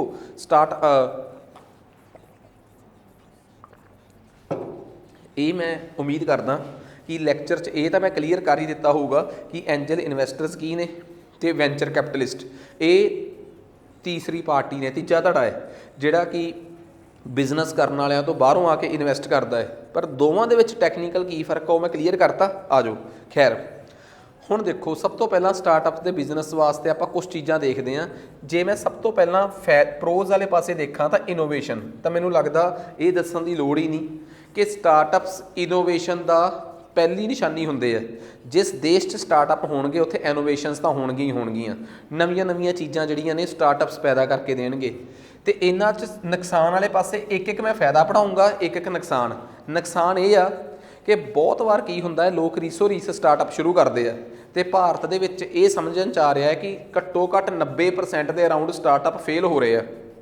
ਸਟਾਰਟਅਪ ਦੇ ਫੇਲ ਹੋਣ ਦਾ ਮਤਲਬ ਇਹ ਆ ਕਿ ਸਟਾਰਟਅਪਸ ਕੋਲ ਜਾਂ ਤਾਂ ਵਿਜ਼ਨ ਹੈ ਨਹੀਂ ਤੇ ਜਾਂ ਰੋਡ ਮੈਪ ਹੈ ਨਹੀਂ। ਵਿਜ਼ਨ ਤਾਂ ਹੋਊਗਾ ਤਾਂ ਹੀ ਸਟਾਰਟਅਪ ਖੋਲ੍ਹਿਆ ਅਗਲੇ ਨੇ, ਰੋਡ ਮੈਪ ਨਹੀਂ ਹੈਗਾ ਕਿ ਅਸੀਂ ਇਹਨੂੰ ਕਿਵੇਂ ਅੱਗੇ ਤੱਕ ਲੈ ਕੇ ਜਾਣਾ, ਜਿਹਨੂੰ ਆਪਾਂ ਬਿਜ਼ਨਸ ਪਲੈਨਿੰਗ ਦਾ ਨਾਮ ਦੇ ਸਕਦੇ ਹਾਂ। ਤੇ ਜਾਂ ਇੱਕ ਸਮੇਂ ਤੋਂ ਬਾਅਦ ਨਾ ਉਹਨਾਂ ਨੂੰ ਕੋਈ ਐਂਜਲ ਇਨਵੈਸਟਰ ਲੱਭਦਾ ਤੇ ਨਾ ਵੈਂਚਰ ਕੈਪੀਟਲਿਸਟ ਲੱਭਦਾ ਹੈ। ਇੱਕ ਸਮੇਂ ਤੋਂ ਬਾਅਦ ਵੈਂਚਰ ਕੈਪੀਟਲਿਸਟ ਤੁਹਾਡਾ ਨਿਵੇਸ਼ਕ ਤੁਹਾਡੇ 'ਚ ਪੈਸਾ ਤਾਂ ਲਾਊਗਾ ਜੇ ਉਹਨੂੰ ਕੁਛ ਤੁਹਾਡੇ 'ਚ ਗਰੋਥ ਦਿਸ ਰਹੀ ਹੋਊਗੀ। ਸੋ ਇਹ ਕੁਛ ਮੇਨ ਕਾਰਨ ਨੇ। ਹੁਣ ਇੱਕ ਫਾਇਦੇ ਵਾਲੇ ਪਾਸੇ ਇਹ ਆ ਕਿ ਭਾਰਤ ਦੇ ਵਿੱਚ ਬਹੁਤ ਸਾਰੇ ਸਟਾਰਟਅਪਸ ਵਾਸਤੇ ਪੋਟੈਂਸ਼ੀਅਲ ਹੈਗਾ ਹੈ, ਸ਼ਮਤਾ ਹੈਗੀ ਆ ਕਿ ਭਾਰਤ 'ਚ ਇਹ ਹੋ ਸਕਦਾ ਹੈ। ਪਰ ਇੱਕ ਨੁਕਸਾਨ ਵਾਲੇ ਪਾਸੇ ਇਹ ਆ ਕਿ ਬਹੁਤ ਵੱਡਾ ਵਿੱਤੀ ਜੋਖਮ ਵੀ ਇਹਦੇ 'ਚ, ਫਾਈਨੈਂਸ਼ੀਅਲ ਰਿਸਕ ਵੀ ਇਹਦੇ 'ਚ। ਸੋ ਬਹੁਤ ਘੱਟ ਲੋਕ ਨੇ ਜਿਹੜਾ ਇਹ ਫਾਈਨੈਂਸ਼ੀਅਲ ਰਿਸਕ ਝੱਲ ਸਕਦੇ ਆ। ਸੋ ਬਹੁਤ ਘੱਟ ਲੋਕ ਨੇ ਜਿਹੜੇ ਤੁਹਾਡੇ ਪਲੈਨਸ ਨੂੰ ਐਗਜ਼ੀਕਿਊਟ ਕਰਨ 'ਚ, ਤੁਹਾਡੇ ਜਿਹੜੀਆਂ ਸਕੀਮਾਂ ਨੇ ਉਹਨਾਂ ਨੂੰ ਲਾਗੂ ਕਰਨ 'ਚ ਤੁਹਾਡੀ ਮਦਦ ਕਰ ਸਕਦੇ ਆ, ਤੁਹਾਡੇ ਪਲੈਨਸ ਨੂੰ ਐਗਜ਼ੀਕਿਊਟ ਕਰਨ 'ਚ ਤੁਹਾਡੀ ਮਦਦ ਕਰ ਸਕਦੇ ਆ। ਠੀਕ ਆ। ਤੇ ਜੇ ਕੋਈ ਐਂਜਲ ਇਨਵੈਸਟਰ ਤੁਹਾਨੂੰ ਮਿਲਦਾ ਹੈ ਤਾਂ ਉਹ ਉਹਦੇ ਬਦਲੇ ਬਹੁਤ ਵੱਡੀ ਹਿੱਸੇਦਾਰੀ ਜਾਂ ਸ਼ੇਅਰ ਮੰਗਦਾ ਹੈ। ਸੋ ਇਹ ਇਹਦੇ ਫਾਇਦੇ ਤੇ ਨੁਕਸਾਨ ਵਾਲੇ ਪਾਸੇ ਦੱਸ ਰਿਹਾ ਮੈਂ ਤੁਹਾਨੂੰ। ਅਗਲੇ ਪਾਸੇ ਆ ਗਿਆ ਫਲੈਕਸੀਬਿਲਿਟੀ ਬਹੁਤ ਆ। ਫਲੈਕਸੀਬਿਲਿਟੀ ਕਿਵੇਂ ਆ? ਵਰਕ ਕਲਚਰ ਦੇ ਵਿੱਚ ਤੁਸੀਂ ਨਾ ਕਿਸੇ ਸਟਾਰਟਅਪ ਕੰਪਨੀ ਦੇ ਵਿੱਚ ਲੋਕਾਂ ਨੂੰ ਕੰਮ ਕਰਦੇ ਦੇਖੋ। ਤੁਸੀਂ ਕਦੇ ਮੈਨੂੰ ਨਹੀਂ ਪਤਾ ਕਿ ਤੁਸੀਂ YouTube 'ਤੇ ਕਦੀ ਉਹਨਾਂ ਸਟਾਰਟਅਪ ਕੰਪਨੀਜ਼ ਦੇ ਲੋਕਾਂ ਦੀਆਂ ਇੰਟਰਵਿਊਜ਼ ਦੇਖੀਆਂ। ਤੁਸੀਂ ਅਕਸਰ ਦੇਖੋਗੇ ਕਿ ਆਹ ਸਾਡੀ ਇੱਕ ਸਟਾਰਟਅਪ ਕੰਪਨੀ ਹੈ ਜੀ ਅਤੇ ਕਾਫੀ ਗਰੋ ਕੀਤੀ ਆ ਅਤੇ ਕਾਫੀ ਮਿਲੀਅਨਸ ਦੇ ਵਿੱਚ ਉਸ ਕੰਪਨੀਆਂ ਦੀ ਟਰਨਓਵਰ ਹੁੰਦੀ ਆ। ਅਤੇ ਉੱਥੇ ਹੁੰਦਾ ਕੀ ਆ, ਮਤਲਬ ਕਿ ਕਹਿ ਲਓ ਉਹਨਾਂ ਦਾ ਕੈਫੇਟੇਰੀਆ ਖਾਣ ਪੀਣ ਵਾਲਾ ਵਿੱਚ ਹੀ ਹੁੰਦਾ ਹੈ। ਲੋਕ ਨਾਲ ਖਾ ਰਹੇ ਆ, ਨਾਲ ਕੰਮ ਕਰ ਰਹੇ ਆ। ਪ੍ਰੋਫੈਸ਼ਨਲੀ ਜੇ ਤੁਸੀਂ ਇਨਫੋਸਿਸ ਵਗੈਰਾ ਕੰਪਨੀਆਂ ਦੇਖੋਗੇ ਉੱਥੋਂ ਦਾ ਵਰਕ ਕਲਚਰ ਐਵੇਂ ਨਹੀਂ ਗਾ। That is very much professional ਕਿ ਤੁਹਾਡੇ ਕੋਲ ਜਿਵੇਂ ਸਰਕਾਰੀ ਦਫ਼ਤਰ ਹੁੰਦੇ ਆ ਕਿ 1 ਤੋਂ 2 ਛੁੱਟੀ ਹੁੰਦੀ ਆ ਅਤੇ ਉਸ ਤੋਂ ਪਹਿਲਾਂ ਤੁਸੀਂ ਲਗਾਤਾਰ ਕੰਮ ਕਰ ਰਹੇ ਹੋ, ਫੋਨ ਲੱਗੇ ਹੋਏ ਆ, ਬਿਜ਼ੀ ਆ, ਤੁਹਾਡਾ ਟੀਮ ਮੈਨੇਜਰ ਤੁਹਾਨੂੰ ਦੇਖ ਰਿਹਾ ਹੈ। ਪਰ ਸਟਾਰਟਅਪਸ ਆਪਣੇ ਵਰਕ ਕਲਚਰ ਨੂੰ ਬਦਲ ਰਹੇ ਆ। ਉੱਥੇ ਇੰਨਾ ਕੁ ਪੈਨਿਕ ਫ੍ਰੀ ਮਾਹੌਲ ਹੁੰਦਾ ਹੈ ਕਿ ਤੁਸੀਂ ਬੜੀ ਆਸਾਨੀ ਨਾਲ ਜਿਹੜਾ ਤੁਹਾਡਾ ਮੈਨੇਜਰ ਆ, ਟੀਮ ਹੈਡ ਆ, ਟੀਮ ਮੈਨੇਜਰ ਆ, ਟੀਮ ਜੋ ਵੀ ਕਹਿੰਦੇ ਉਹ ਤੁਹਾਡੇ ਨਾਲ ਹੀ ਬੈਠਾ ਖਾ ਰਿਹਾ ਹੈ, ਤੁਹਾਡੇ ਨਾਲ ਬੈਠਾ ਫਰੈਂਕਲੀ ਗੱਲਾਂ ਕਰ ਰਿਹਾ। ਇਹ ਸਟਾਰਟਅਪਸ ਦਾ ਨਵਾਂ ਕਲਚਰ ਆ। ਸੋ ਇਹਦੇ 'ਚ ਕੰਮ ਦੀ ਫਲੈਕਸੀਬਿਲਿਟੀ ਬਹੁਤ ਹੁੰਦੀ ਆ ਅਤੇ ਨੁਕਸਾਨ ਇਹਦੇ 'ਚ ਅਨਸਰਟਨਿਟੀ ਬਹੁਤ ਆ। ਕਿਸੇ ਵੀ ਟਾਈਮ ਤੁਹਾਡਾ ਸਟਾਰਟਅਪ ਜਿਹੜਾ ਬੈਕਫਾਇਰ ਕਰ ਸਕਦਾ ਹੈ। ਉਦਾਹਰਨ ਦੇ ਤੌਰ 'ਤੇ ਕਰੋਨਾ ਦੇ ਵਿੱਚ ਇਹਨਾਂ ਸਟਾਰਟਅਪਸ ਨੇ ਬਹੁਤ ਫੰਡਿੰਗ ਇਕੱਠੀ ਕਰ ਲਈ। ਜਿਵੇਂ ਸਪੈਸ਼ਲੀ ਮੈਂ ਤੁਹਾਨੂੰ ਦੱਸਾਂ ਐਡਟੈਕ ਵਾਲੇ, ਐਡਟੈਕ ਉਹ ਕੰਪਨੀਆਂ ਸੀ ਜਿਵੇਂ ਅਨਅਕੈਡਮੀ, ਜਿਵੇਂ ਬਾਈਜੂਸ। ਇਹਨਾਂ ਨੇ ਕਰੋਨਾ ਦੇ ਵੇਲੇ ਇਸ ਕਰਕੇ ਫੰਡਿੰਗ ਇਕੱਠੀ ਕਰ ਲਈ ਅਤੇ ਲੋਕਾਂ ਨੇ ਇਹਨਾਂ ਨੂੰ ਫੰਡਿੰਗ ਇਸ ਕਰਕੇ ਦਿੱਤੀ ਕਿ ਸਾਡਾ ਪੈਸਾ ਇਨਵੈਸਟ ਕਰੋ ਇਹਦੇ 'ਚ, ਕਿਉਂਕਿ ਸਾਨੂੰ ਪਤਾ ਹੈ ਕਿ ਹੁਣ ਜ਼ਮਾਨਾ ਤੁਹਾਡਾ ਹੈ। ਬਿਕੋਜ਼ ਹੁਣ ਕਰੋਨਾ ਹੈ ਅਤੇ ਆਫਲਾਈਨ ਪੜ੍ਹਾਈ ਦੀ ਕੋਈ ਵੈਲਿਊ ਹੀ ਨਹੀਂ, ਔਨਲਾਈਨ ਪੜ੍ਹਾਈ ਦੀ ਹੀ ਵੈਲਿਊ ਆ। ਬਟ ਇਹਨਾਂ ਨੂੰ ਇਹ ਗੱਲ ਭੁੱਲ ਗਈ ਕਿ ਜਦੋਂ ਇਹ ਕਰੋਨਾ ਖਤਮ ਹੋਊਗਾ ਔਨਲਾਈਨ ਨੇ ਫੇਰ ਖਤਮ ਹੋ ਜਾਣਾ ਹੈ, ਜਾਂ ਔਨਲਾਈਨ ਨੇ ਤਾਂ ਸਰਵਾਈਵਲ ਆਫ ਦੀ ਫਿਟੈਸਟ ਤੱਕ ਜਾਣਾ ਹੈ। ਔਨਲਾਈਨ 'ਚ ਕਰੋਨਾ ਤੋਂ ਬਾਅਦ ਉਹੀ ਕਾਮਯਾਬ ਹੋਇਆ ਹੈ ਜਿਹਦੇ ਕੰਟੈਂਟ 'ਚ ਇੰਨਾ ਦਮ ਸੀਗਾ ਕਿ ਲੋਕ ਉਹਨੂੰ ਘਰ ਬੈਠੇ ਵੀ ਸੁਣ ਸਕਦੇ ਆ। ਜਿਹੜੇ ਲੋਕ ਜਿਨ੍ਹਾਂ ਨੂੰ ਇਹ ਸੀ ਕਿ ਅਸੀਂ ਇਸ ਬੰਦੇ ਨੂੰ ਸਿਰਫ ਇਸ ਕਰਕੇ ਸੁਣ ਰਹੇ ਹਾਂ ਕਿ ਅਸੀਂ ਇਹਦੇ ਕੋਲ ਆਫਲਾਈਨ ਨਹੀਂ ਜਾ ਸਕਦੇ, ਔਨਲਾਈਨ ਇਹਦੀ ਸਾਡੇ ਨਾਲ ਕਨੈਕਟੀਵਿਟੀ ਨਹੀਂ ਹੈ, ਔਨਲਾਈਨ ਅਸੀਂ ਇਹਦਾ ਲੈਕਚਰ ਲਾਉਂਦੇ ਹਾਂ ਅਤੇ ਸਾਨੂੰ ਨੀਂਦ ਆ ਜਾਂਦੀ ਆ, ਤਾਂ ਉਹ ਸਾਰਾ ਕੁਝ ਐਲੀਮੀਨੇਟ ਹੋ ਗਿਆ। ਇਟ ਮੀਨਸ ਸਭ ਤੋਂ ਮੇਨ ਗੱਲ ਇਹ ਆ ਕਿ ਇਸ ਕੰਮ ਦੇ ਵਿੱਚ ਅਨਸਰਟਨਟੀ ਬਹੁਤ ਸੀਗੀ। ਜਿਨ੍ਹਾਂ ਲੋਕਾਂ ਨੇ ਡਿਊਰਿੰਗ ਕਰੋਨਾ ਪੈਸਾ ਲਾਇਆ ਉਸ ਤੋਂ ਬਾਅਦ ਉਹ ਵੱਡੀਆਂ ਬਿਜ਼ਨਸ ਜਿਹੜੇ ਸੀ ਉਹ ਵੀ ਠਾਂ ਆ ਗਏ। ਬਾਈਜੂਸ ਨੇ ਕਰੋਨਾ 'ਚ ਇੰਨਾ ਪੈਸਾ ਕਮਾਇਆ ਕਿ ਆਕਾਸ਼ ਖਰੀਦ ਲਿਆ, ਅਤੇ ਕਰੋਨਾ ਤੋਂ ਬਾਅਦ ਇੱਥੋਂ ਤੱਕ ਦਾ ਡਾਵਾਡੋਲ ਹੋਇਆ ਕਿ ਈਡੀ ਉਹਨਾਂ ਦੇ ਘਰੇ ਬੈਠੀ ਹੋਈ ਆ ਹੁਣ। ਸੋ ਅਨਸਰਟਨਿਟੀ ਇਸ ਲੈਵਲ 'ਤੇ ਜਾ ਕੇ ਜਦੋਂ ਤੁਸੀਂ ਐਡਾ ਤਗੜਾ ਅਕੈਡਮੀ ਖਰੀਦ ਸਕਦੇ ਹੋ, ਉੱਥੋਂ ਬਾਅਦ ਵੀ ਤੁਸੀਂ ਜੇ ਅਨਸਰਟਨਿਟੀ ਆ ਤਾਂ ਤੁਸੀਂ ਦੇਖ ਲਓ ਇਹ ਕਿਸ ਲੈਵਲ ਦੀ ਅਨਸਰਟਨਿਟੀ ਆ। ਸੋ ਅਸਲ ਦੇ ਵਿੱਚ ਇਸ ਮਾਡਲ ਦੇ ਵਿੱਚ ਇਸ ਚੀਜ਼ ਦਾ ਡਾਊਟ ਬਹੁਤ ਆ। ਹਾਂ, ਔਨਲਾਈਨ ਦੇ ਹੋਣ ਕਰਕੇ ਇਹ ਜ਼ਰੂਰ ਹੋਇਆ ਕਿ ਆਫਲਾਈਨ ਤੋਂ ਤੁਸੀਂ ਫੀਸਾਂ ਜ਼ਰੂਰ 50% 60% ਘੱਟ ਕਰਤੀਆਂ, ਬਟ ਇਹਦੇ 'ਚ ਆਪਣੀ ਅਨਸਰਟਨਿਟੀ ਆ। ਇੰਸਟੀਟਿਊਟਸ ਦੇ ਜਿਹੜੇ ਜਿਵੇਂ ਹੁਣ ਸਪੋਜ਼ ਕਰੋ ਅਨਅਕੈਡਮੀ ਹੋਈ ਆ ਜਾਂ ਬਾਈਜੂਸ ਹੀ ਆ, ਜਿਸ ਮਾਡਲ 'ਤੇ ਇਹ ਕੰਮ ਕਰਦੇ ਆ ਤੁਹਾਨੂੰ ਇਹ ਵੀ ਨਹੀਂ ਪਤਾ ਲੱਗ ਰਿਹਾ ਕਿ ਮਗਰ ਪੜ੍ਹਾਉਣ ਵਾਲਾ ਟੀਚਰ ਅੱਜ ਹੋਰ ਆ ਅਤੇ ਕੱਲ੍ਹ ਹੋਰ ਆ। ਰੌਲਾ ਇੱਥੇ ਇਹ ਨਹੀਂ ਕਿ ਟੀਚਰ ਵਧੀਆ ਪੜ੍ਹਾ ਰਿਹਾ ਕਿ ਮਾੜਾ ਪੜ੍ਹਾ ਰਿਹਾ ਹੈ। ਟੈਨਸ਼ਨ ਇਸ ਗੱਲ ਦੀ ਹੈ ਕਿ ਜਿਹੜਾ ਬਹੁਤ ਵਧੀਆ ਪੜ੍ਹਾ ਰਿਹਾ ਸਾਨੂੰ ਇਹ ਨਹੀਂ ਪਤਾ ਕਿ ਕੱਲ੍ਹ ਤੱਕ ਉਹਨੇ ਰਹਿਣਾ ਕਿ ਨਹੀਂ ਰਹਿਣਾ। ਸੋ ਇਹੋ ਜਿਹੀਆਂ ਅਨਸਰਟਨਿਟੀਜ਼ ਕੱਲੀਆਂ ਬਿਜ਼ਨਸ ਦੀਆਂ ਨਹੀਂ, ਉਸ ਬਿਜ਼ਨਸ ਦੇ ਵਿੱਚ ਬਿਜ਼ਨਸ ਕਰਨ ਦੇ ਤਰੀਕੇ 'ਚ ਵੀ ਬਹੁਤ ਅਨਸਰਟਨਿਟੀ ਹੈ ਕਿ ਅੱਜ ਇਹ ਸਟਾਰਟਅਪ ਆਹ ਕੰਮ ਕਰ ਰਿਹਾ, ਕੱਲ੍ਹ ਨੂੰ ਇਹ ਨਹੀਂ ਪਤਾ ਕਰਕੇ ਆਹ ਨਾ ਕਰਨ ਲੱਗ ਪਏ। ਉਦਾਹਰਨ ਦੇ ਤੌਰ ਤੇ ਅੱਜ ਇੱਥੇ ਆਹ ਟੀਚਰ ਪੜ੍ਹਾ ਰਿਹਾ, ਕੱਲ੍ਹ ਨੂੰ ਇਹ ਨਹੀਂ ਪਤਾ ਇਹਦੀ ਜਗ੍ਹਾ ਤੇ ਆਹ ਨਾ ਪੜ੍ਹਾਉਣ ਲੱਗ ਪਏ। ਸੋ ਅਨਸਰਟਨਿਟੀ ਬਹੁਤ ਜ਼ਿਆਦੀ ਸਟਾਰਟਅਪਸ ਨੂੰ ਨੁਕਸਾਨ ਪਹੁੰਚਾ ਰਹੀ ਆ। ਫਾਇਦੇ ਵਾਲੀ ਗੱਲ ਆ, ਇਹਨਾਂ ਦੇ ਕੰਮ 'ਚ ਫਲੈਕਸੀ ਬਹੁਤ, ਲਚੀਲਾਪਣ ਬਹੁਤ ਹੁੰਦਾ ਹੈ। ਫਾਇਦੇ ਵਾਲੀ ਗੱਲ ਇੱਕ ਹੋਰ ਆ ਕਿ ਇਹਦੀ ਗਰੋਥ ਦੀ ਪੋਟੈਂਸ਼ੀਅਲ ਬਹੁਤ ਆ ਭਾਰਤ 'ਚ ਅਜੇ ਵੀ ਬਹੁਤ ਸਾਰੇ ਸਟਾਰਟਅਪਸ ਖੋਲ੍ਹੇ ਜਾ ਸਕਦੇ ਆ। ਇਹ ਤਾਂ ਮੈਂ ਤੁਹਾਨੂੰ ਇੱਕ ਗੱਲ ਸਾਫ਼ ਦੱਸਦਾ ਕਿ ਭਾਰਤ 'ਚ ਜਿੰਨਾ ਦੇਖੋ, ਜਿੰਨਾ ਤੁਹਾਡੇ ਦੇਸ਼ ਦੇ ਵਿੱਚ ਕਲਚਰ ਵੇਰੀਏਬਿਲਿਟੀ ਆ, ਜਿੰਨਾ ਤੁਹਾਡੇ ਦੇਸ਼ ਦੇ ਵਿੱਚ ਰॉ ਮਟੀਰੀਅਲ ਆ, ਜਿੰਨਾ ਤੁਹਾਡੇ ਦੇਸ਼ ਦੇ ਵਿੱਚ ਯੂਥ ਆ, ਜਿਹਨੂੰ ਆਪਾਂ ਕਹਿ ਸਕਦੇ ਹਾਂ ਵਰਕਿੰਗ ਪੋਪੂਲੇਸ਼ਨ ਰੇਸ਼ੋ ਆ ਤੁਹਾਡੀ, ਠੀਕ ਆ, ਪਲੱਸ ਤੁਹਾਡੇ ਦੇਸ਼ ਦੇ ਵਿੱਚ ਸਭ ਪੋਟੈਂਸ਼ੀਅਲ ਓਨਾ ਹੀ ਜ਼ਿਆਦਾ ਹੋਊਗਾ ਸਟਾਰਟਅਪਸ ਦਾ। ਪਰ ਰਿਸਕ ਆ ਕਿ ਇਹਨਾਂ ਸਟਾਰਟਅਪਸ ਨੂੰ ਖੋਲ੍ਹਣ ਦੇ ਵਿੱਚ ਜੋ ਇਨਵੈਸਟਰਸ ਨੇ ਉਹਨਾਂ ਦਾ ਇੰਟਰਸਟ ਕਿੰਨਾ ਕਾ, ਫਾਈਨੈਂਸ਼ੀਅਲ ਰਿਸਕ ਕਿੰਨਾ ਕਾ। ਖੈਰ ਨੈਕਸਟ ਉਸ ਤੋਂ ਬਾਅਦ ਅੱਗੇ ਆ ਗਿਆ ਆਪਾਂ ਗੌਰਮੈਂਟ ਇਨੀਸ਼ੀਏਟਿਵਸ। ਦੇਖੋ ਜੇ ਮੈਂ ਗੌਰਮੈਂਟ ਦੀ ਗੱਲ ਕਰਾਂ, ਸਰਕਾਰ ਦੇ ਨੀਤੀਆਂ ਪੱਖੋਂ ਕਈ ਵਾਰੀ ਪਤਾ ਕੀ ਹੁੰਦਾ, ਆਪਾਂ ਕਹਿ ਦਿੰਦੇ ਸਰਕਾਰ ਦੀਆਂ ਪੋਲਿਸੀਜ਼ ਤੇ ਸਰਕਾਰ ਦੀਆਂ ਪੋਲਿਸੀਜ਼ ਦੀ ਐਗਜ਼ੀਕਿਊਸ਼ਨ।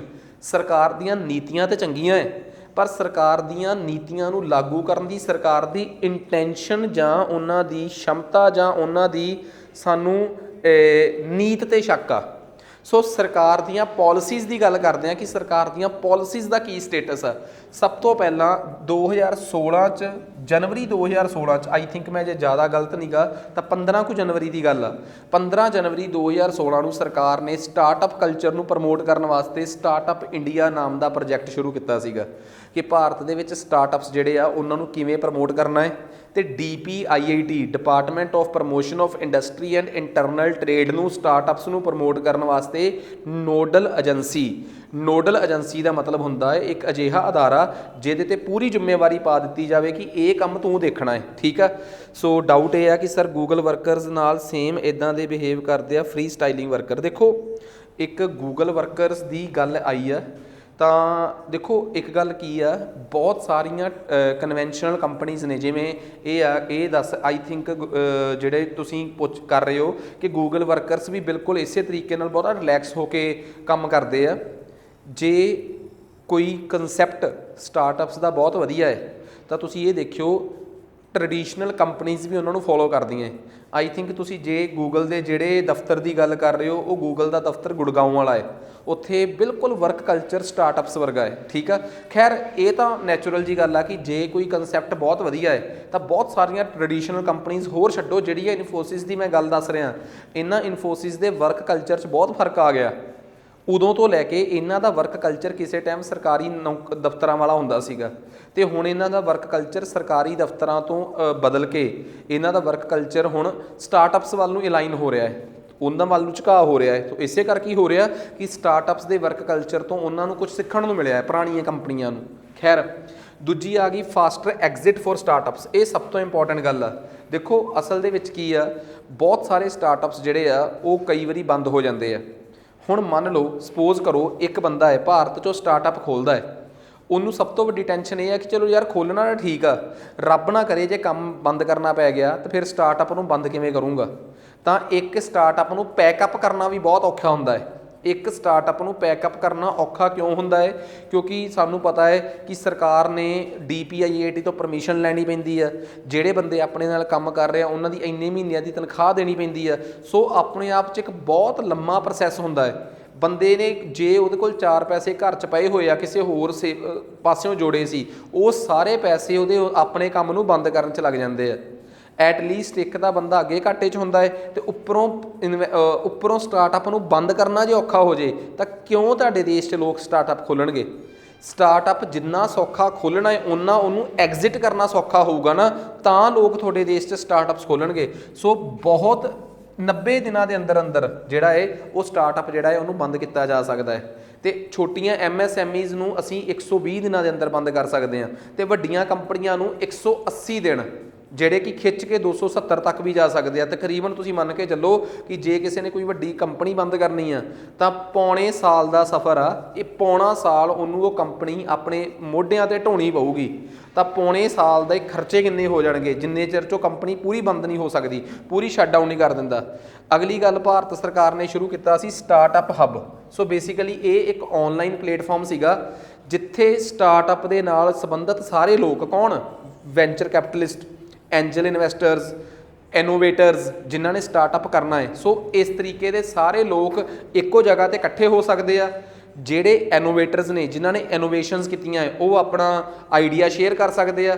ਜਿਹੜੇ ਇਨਵੈਸਟਰਸ ਨੇ ਉਹ ਦੱਸ ਸਕਦੇ ਆ ਕਿ ਅਸੀਂ ਫਲਾਣੇ ਟਾਈਪ ਦੇ ਕੰਮ 'ਚ ਇੰਟਰਸਟਿਡ ਹਾਂ, ਜੇ ਕਿਸੇ ਦੇ ਕੋਲ ਇਹੋ ਜਿਹਾ ਕੰਮ ਹੈਗਾ ਹੈ ਤਾਂ ਪਲੀਜ਼ ਸਾਨੂੰ ਆਪਣਾ ਪ੍ਰੋਜੈਕਟ ਦਿਖਾਓ। ਸੋ ਸਟਾਰਟਅਪ ਹੱਬ ਇਸ ਤਰੀਕੇ ਦਾ, ਸਟਾਰਟਅਪ ਸੀਡ ਫੰਡ ਸਕੀਮ। ਸੋ ਇਹ ਭਾਰਤ ਦੇ ਵਿੱਚ ਉਹਨਾਂ ਲੋਕਾਂ ਨੂੰ ਜਿਨ੍ਹਾਂ ਦੇ ਸਟਾਰਟਅਪ ਬਹੁਤ ਅੱਛੇ ਨੇ, ਉਹ ਭਾਰਤ ਸਰਕਾਰ ਦੀ DPIIT ਨੂੰ ਆਪਣੇ ਪ੍ਰੋਜੈਕਟ ਦਿਖਾ ਕੇ ਉਹਨਾਂ ਤੋਂ ਵੀ ਫੰਡਿੰਗ ਲੈ ਸਕਦੇ ਆ। ਸੋ ਇਸ ਤੋਂ ਬਾਅਦ ਸਰਕਾਰ ਦੀ credit guarantee scheme for startups ਵੀ ਸੀ ਕਿ ਭਾਰਤ 'ਚ ਜਿਹੜੇ ਸਟਾਰਟਅਪਸ ਕੋਲ ਚੰਗਾ ਰੋਡ ਮੈਪ, ਚੰਗਾ ਵਿਜ਼ਨ ਤੇ ਚੰਗਾ ਕੰਸੈਪਟ ਆ, ਉਹ ਭਾਰਤ ਸਰਕਾਰ ਤੋਂ credit guarantee scheme for startups ਦੇ ਤਹਿਤ ਕ੍ਰੈਡਿਟ ਵੀ ਲੈ ਸਕਦੇ ਆ। ਇਹਦੇ ਵਾਸਤੇ ਭਾਰਤ ਦੀ DPIIT ਉਹਨਾਂ ਨੂੰ ਇੱਕ ਕਾਰਡ ਇਸ਼ੂ ਕਰ ਦੂਗੀ। ਉਹਦੇ 'ਤੇ ਉਹ ਜਾ ਕੇ ਆਪਣਾ ਕੰਸੈਪਟ ਦਿਖਾ ਕੇ ਕਿ ਬਈ ਸਾਡਾ ਕੰਸੈਪਟ ਕੀ ਆ। ਹੁਣ ਇੱਕ ਗੱਲ ਆ, ਉਹਨਾਂ ਦਾ ਜਿਹੜਾ ਕੰਸੈਪਟ ਆ ਸਟਾਰਟਅਪ ਦਾ, ਉਹ ਸਰਕਾਰ ਦੁਆਰਾ ਅਪਰੂਵ ਹੋਣਾ ਚਾਹੀਦਾ ਹੈ। ਅਤੇ ਜਿਹੜੇ ਸਟਾਰਟਅਪ ਨੂੰ ਸਰਕਾਰ ਨੇ DPIIT ਨੇ ਅਪਰੂਵ ਕਰਤਾ, ਉਹਨੂੰ ਸਰਕਾਰ ਆਪਣੀ ਗਰੰਟੀ 'ਤੇ ਆਪਣੇ ਕਲੈਕਟਰੋਲ 'ਤੇ ਆਪਣੇ ਕਲੈਕਟਰੋਲ 'ਤੇ ਸਰਕਾਰ ਕਿਸੇ ਵੀ ਸਰਕਾਰੀ ਬੈਂਕ ਤੋਂ ਲੋਨ ਦਿਵਾ ਸਕਦੀ ਹੈ। ਅਤੇ ਕੋਈ ਵੀ ਬੈਂਕ ਜਦੋਂ ਲੋਨ ਦਿੰਦਾ ਹੈ ਤਾਂ ਇੱਕੋ ਗੱਲ ਭਾਲਦਾ ਕਿ ਗਰੰਟੀ ਦੇ, ਤਾਂ ਗਰੰਟੀ ਫਿਰ ਉੱਥੇ ਸਰਕਾਰ ਦਊਗੀ, ਠੀਕ ਆ। ਪਰ ਉਹ ਕੋਈ ਵੀ ਜਿਹੜਾ ਸਟਾਰਟਅਪ ਆ ਉਹ ਸਰਕਾਰ ਦੁਆਰਾ DPIIT ਦੁਆਰਾ ਅਪਰੂਵ ਹੋਣਾ ਚਾਹੀਦਾ ਹੈ। ਨੈਕਸਟ, ਉਸ ਤੋਂ ਬਾਅਦ support for intellectual property right protection. ਇਹ ਸਭ ਤੋਂ ਵੱਡੀ ਗੱਲ ਆ, ਸਟਾਰਟਅਪ ਇੰਟੈਲੈਕਚੁਅਲ ਪ੍ਰੋਪਰਟੀ ਪ੍ਰੋਟੈਕਸ਼ਨ। ਇਹ ਸਰਕਾਰ ਦੀ ਬਹੁਤ ਵੱਡੀ ਫੈਸਿਲਿਟੀ ਸੀ। ਅਦਰਵਾਈਜ਼ ਸਪੋਜ਼ ਕਰੋ ਤੁਸੀਂ ਕੋਈ ਨਵਾਂ ਬਿਜ਼ਨਸ ਖੋਲ੍ਹਿਆ ਅਤੇ ਤੁਸੀਂ ਕੋਈ ਨਵੀਂ ਇਨੋਵੇਸ਼ਨ ਕੀਤੀ ਆ, ਅਤੇ ਤੁਹਾਨੂੰ ਸਭ ਤੋਂ ਪਹਿਲਾ ਖਤਰਾ ਇਹ ਆ ਕਿ ਜੋ ਕੰਸੈਪਟ ਮੈਂ ਬਣਾਇਆ ਇਹਨੂੰ ਕੋਈ ਵੱਡੀ ਕੰਪਨੀ ਵਾਲਾ ਦੇਖ ਨਾ ਲਵੇ ਅਤੇ ਉਹ ਆਪਣਾ ਦਾਅਵਾ ਨਾ ਠੋਕ ਦੇ। ਉਸ ਤੋਂ ਪਹਿਲਾਂ ਮੈਂ ਆਪ ਹੀ ਇਹਦੇ 'ਤੇ ਇੰਟੈਲੈਕਚੁਅਲ ਪ੍ਰੋਪਰਟੀ ਰਾਈਟ ਲੈ ਲਾਂ, ਬੌਧਿਕ ਜਾਇਦਾਦ ਦਾ ਅਧਿਕਾਰ ਲੈ ਲਾਂ, ਇੰਟੈਲੈਕਚੁਅਲ ਪ੍ਰੋਪਰਟੀ ਰਾਈਟਸ। ਤੁਹਾਨੂੰ ਪਤਾ ਹੈ ਕਿ ਜੇ ਤੁਸੀਂ ਕੋਈ ਲੋਗੋ ਵਗੈਰਾ ਬਣਾਉਂਦੇ ਹੋ ਤਾਂ ਉਹਦਾ IPR ਕੀ ਹੁੰਦਾ ਹੈ? ਟ੍ਰੇਡਮਾਰਕ। ਤੁਹਾਨੂੰ ਟ੍ਰੇਡਮਾਰਕ ਮਿਲਦਾ ਹੈ। ਤੁਸੀਂ ਕੁਛ ਲਿਖਿਆ ਜਾਂ ਗਾਇਆ ਹੈ, ਉਹਦਾ ਕੀ ਮਿਲਦਾ ਹੈ? ਤੁਹਾਨੂੰ ਕਾਪੀਰਾਈਟ। ਅਤੇ ਜੇ ਤੁਸੀਂ ਕੁਛ ਤੁਹਾਡੇ ਇਲਾਕੇ ਨਾਲ ਸੰਬੰਧਿਤ ਕੋਈ ਚੀਜ਼ ਆ ਅਤੇ ਤੁਸੀਂ ਉਹਦੇ ਵਾਸਤੇ IPR ਲੈਣਾ ਚਾਹੁੰਦੇ ਹੋ, ਉਹਦੇ ਵਾਸਤੇ ਤੁਹਾਨੂੰ ਮਿਲਦਾ ਹੈ ਜੋਗ੍ਰਾਫੀਕਲ ਇੰਡੀਕੇਟਰ। ਸਿਮਿਲਰਲੀ ਕਿਸੇ ਵੀ ਟਾਈਪ ਦਾ ਤੁਹਾਨੂੰ IPR ਮਿਲ ਸਕਦਾ ਹੈ। ਮਤਲਬ ਕਿ ਕੁਛ ਲਿਖੇ ਹੋਏ ਦੇ ਕੇਸ 'ਚ ਕਾਪੀਰਾਈਟ, ਕੁਛ ਡਿਜ਼ਾਈਨ ਵਗੈਰਾ ਕੀਤਾ ਹੋਇਆ ਹੈ ਤਾਂ ਉਹਦੇ ਕੇਸ 'ਚ ਪੇਟੈਂਟ, ਜੇ ਤੁਸੀਂ ਕੋਈ ਲੋਗੋ ਵਗੈਰਾ ਤਿਆਰ ਕੀਤਾ ਉਹਦੇ ਕੇਸ 'ਚ ਟ੍ਰੇਡਮਾਰਕ, ਅਤੇ ਜੇ ਕੋਈ ਤੁਹਾਡੇ ਇਲਾਕੇ ਦੀ ਮਸ਼ਹੂਰ ਚੀਜ਼ ਆ ਉਹਦੇ ਕੇਸ 'ਚ ਜੋਗ੍ਰਾਫੀਕਲ ਇੰਡੀਕੇਟਰ, ਅਤੇ ਜੇ ਕੋਈ ਬਹੁਤ ਸੀਕਰੇਟ ਬਿਜ਼ਨਸ ਸਟ੍ਰੈਟਜੀ ਹੈ ਤੁਹਾਡੇ ਕੋਲ ਉਹਦੇ ਵਾਸਤੇ ਤੁਹਾਨੂੰ ਟ੍ਰੇਡ ਸੀਕਰੇਟ। ਇਹ ਸਾਰੇ ਇੰਟੈਲੈਕਚੁਅਲ ਪ੍ਰੋਪਰਟੀ ਰਾਈਟਸ ਦੇ ਹੀ ਨਾਮ ਨੇ। ਅਤੇ ਭਾਰਤ ਦੇ ਵਿੱਚ ਹਰ ਇੱਕ ਨੂੰ ਲੈ ਕੇ ਕਾਨੂੰਨ ਬਣਿਆ ਹੋਇਆ ਹੈ। Trademark act, geographical indicator act, patent act, copyright act, trade secret act, all these are called ਤੁਹਾਡੇ ਬੌਧਿਕ ਅਧਿਕਾਰ। ਇਹਨਾਂ ਨੂੰ ਕਹਿੰਦੇ ਆ ਇੰਟੈਲੈਕਚੁਅਲ ਪ੍ਰੋਪਰਟੀ ਰਾਈਟਸ। ਅਤੇ ਸਪੋਜ਼ ਕਰੋ ਆਮ ਬੰਦੇ ਨੂੰ ਇੰਟੈਲੈਕਚੁਅਲ ਪ੍ਰੋਪਰਟੀ ਰਾਈਟ ਲੈਣਾ ਹੀ ਬਹੁਤ ਔਖਾ ਹੈ। ਭਾਰਤ ਸਰਕਾਰ ਨੇ ਇੱਕ ਸਕੀਮ ਸ਼ੁਰੂ ਕੀਤੀ ਆ ਕਿ ਸਟਾਰਟਅਪਸ ਵਾਸਤੇ ਮਦਦ ਅਸੀਂ ਕਰਾਂਗੇ, ਤੁਹਾਨੂੰ ਇੰਟੈਲੈਕਚੁਅਲ ਪ੍ਰੋਪਰਟੀ ਰਾਈਟ ਅਸੀਂ ਲੈ ਕੇ ਦੇਵਾਂਗੇ, ਆਪਣੇ ਹੀ ਡਿਪਾਰਟਮੈਂਟ ਕੋਲੋਂ ਅਸੀਂ ਲੈ ਕੇ ਦੇਵਾਂਗੇ, ਕਿਉਂਕਿ ਇਹ ਇੰਟੈਲੈਕਚੁਅਲ ਪ੍ਰੋਪਰਟੀ ਰਾਈਟ ਦੇਣ ਦਾ ਕੰਮ ਵੀ ਮਿਨਿਸਟਰੀ ਆਫ ਕਾਮਰਸ ਦਾ ਹੀ ਆ, DPIIT ਦਾ ਹੀ ਆ। ਸੋ ਬਹੁਤ ਇੰਪੋਰਟੈਂਟ ਗੱਲ ਆ, ਸਮਝ ਆ ਗਈ। ਸੋ ਸਰਕਾਰ ਨੇ ਇਸੇ ਸਕੀਮ ਦੇ ਤਹਿਤ ਇਹ ਕੀਤਾ। ਅਤੇ ਦੇਖੋ ਇੱਕ ਇਹ ਆਇਆ ਇਸੇ ਸਪੋਰਟ ਦੇ ਵਿੱਚ ਸਰਕਾਰ ਦੇ ਇਨੀਸ਼ੀਏਟਿਵਸ ਦੇ ਵਿੱਚ ਇੱਕ ਕਮੈਂਟ ਆਇਆ ਕਿ ਇੰਟਰਪ੍ਰੇਨਿਓਰਸ਼ਿਪ ਡਿਵੈਲਪਮੈਂਟ ਪ੍ਰੋਗਰਾਮ। ਬਿਲਕੁਲ ਸਹੀ ਆ। ਹੋਰ ਦੱਸਦਾ ਤੁਸੀਂ ਨਾ ਮੈਂ ਤੁਹਾਨੂੰ ਇੱਕ ਗੱਲ ਹੋਰ ਦੱਸਦਾ, ਸਾਇੰਸ ਨਾਲ ਸੰਬੰਧਿਤ ਬੱਚੇ ਜਿਹੜੇ ਆ ਉਹਨਾਂ ਨੂੰ ਪਤਾ ਹੋਊਗਾ ਕਿ ਅਟਲ ਟਿੰਕਰਿੰਗ ਲੈਬ ਕਾਲਜਾਂ ਅਤੇ ਸਕੂਲਾਂ ਦੇ ਵਿੱਚ ਨਾ ਸਾਇੰਸ ਨਾਲ ਸੰਬੰਧਿਤ ਸਰਕਾਰੀ ਫੰਡਿੰਗ ਨਾਲ ਅਟਲ ਟਿੰਕਰਿੰਗ ਲੈਬਸ ਬਣੀਆਂ, ATL। ਅਟਲ ਟਿੰਕਰਿੰਗ ਲੈਬਸ ਦਾ ਮਤਲਬ ਆ ਕਿ ਉੱਥੇ ਬੱਚੇ ਸਾਇੰਸ ਟੈਕ ਨਾਲ ਸੰਬੰਧਿਤ ਰਿਸਰਚ ਕਰ ਸਕਦੇ ਆ। ਜਿਹੜੇ ਬੱਚੇ ਅਟਲ ਟਿੰਕਰਿੰਗ ਲੈਬ 'ਚ ਰਿਸਰਚ ਕਰਦੇ ਆ ਅਤੇ ਕੁਛ ਨਵਾਂ ਪ੍ਰੋਜੈਕਟ ਦਿੰਦੇ ਆ, ਉਹਨਾਂ ਦੇ ਪ੍ਰੋਜੈਕਟਾਂ ਨੂੰ ਵੀ ਬਾਅਦ 'ਚ DPIIT ਅਪਰੂਵ ਕਰਦੀ ਆ।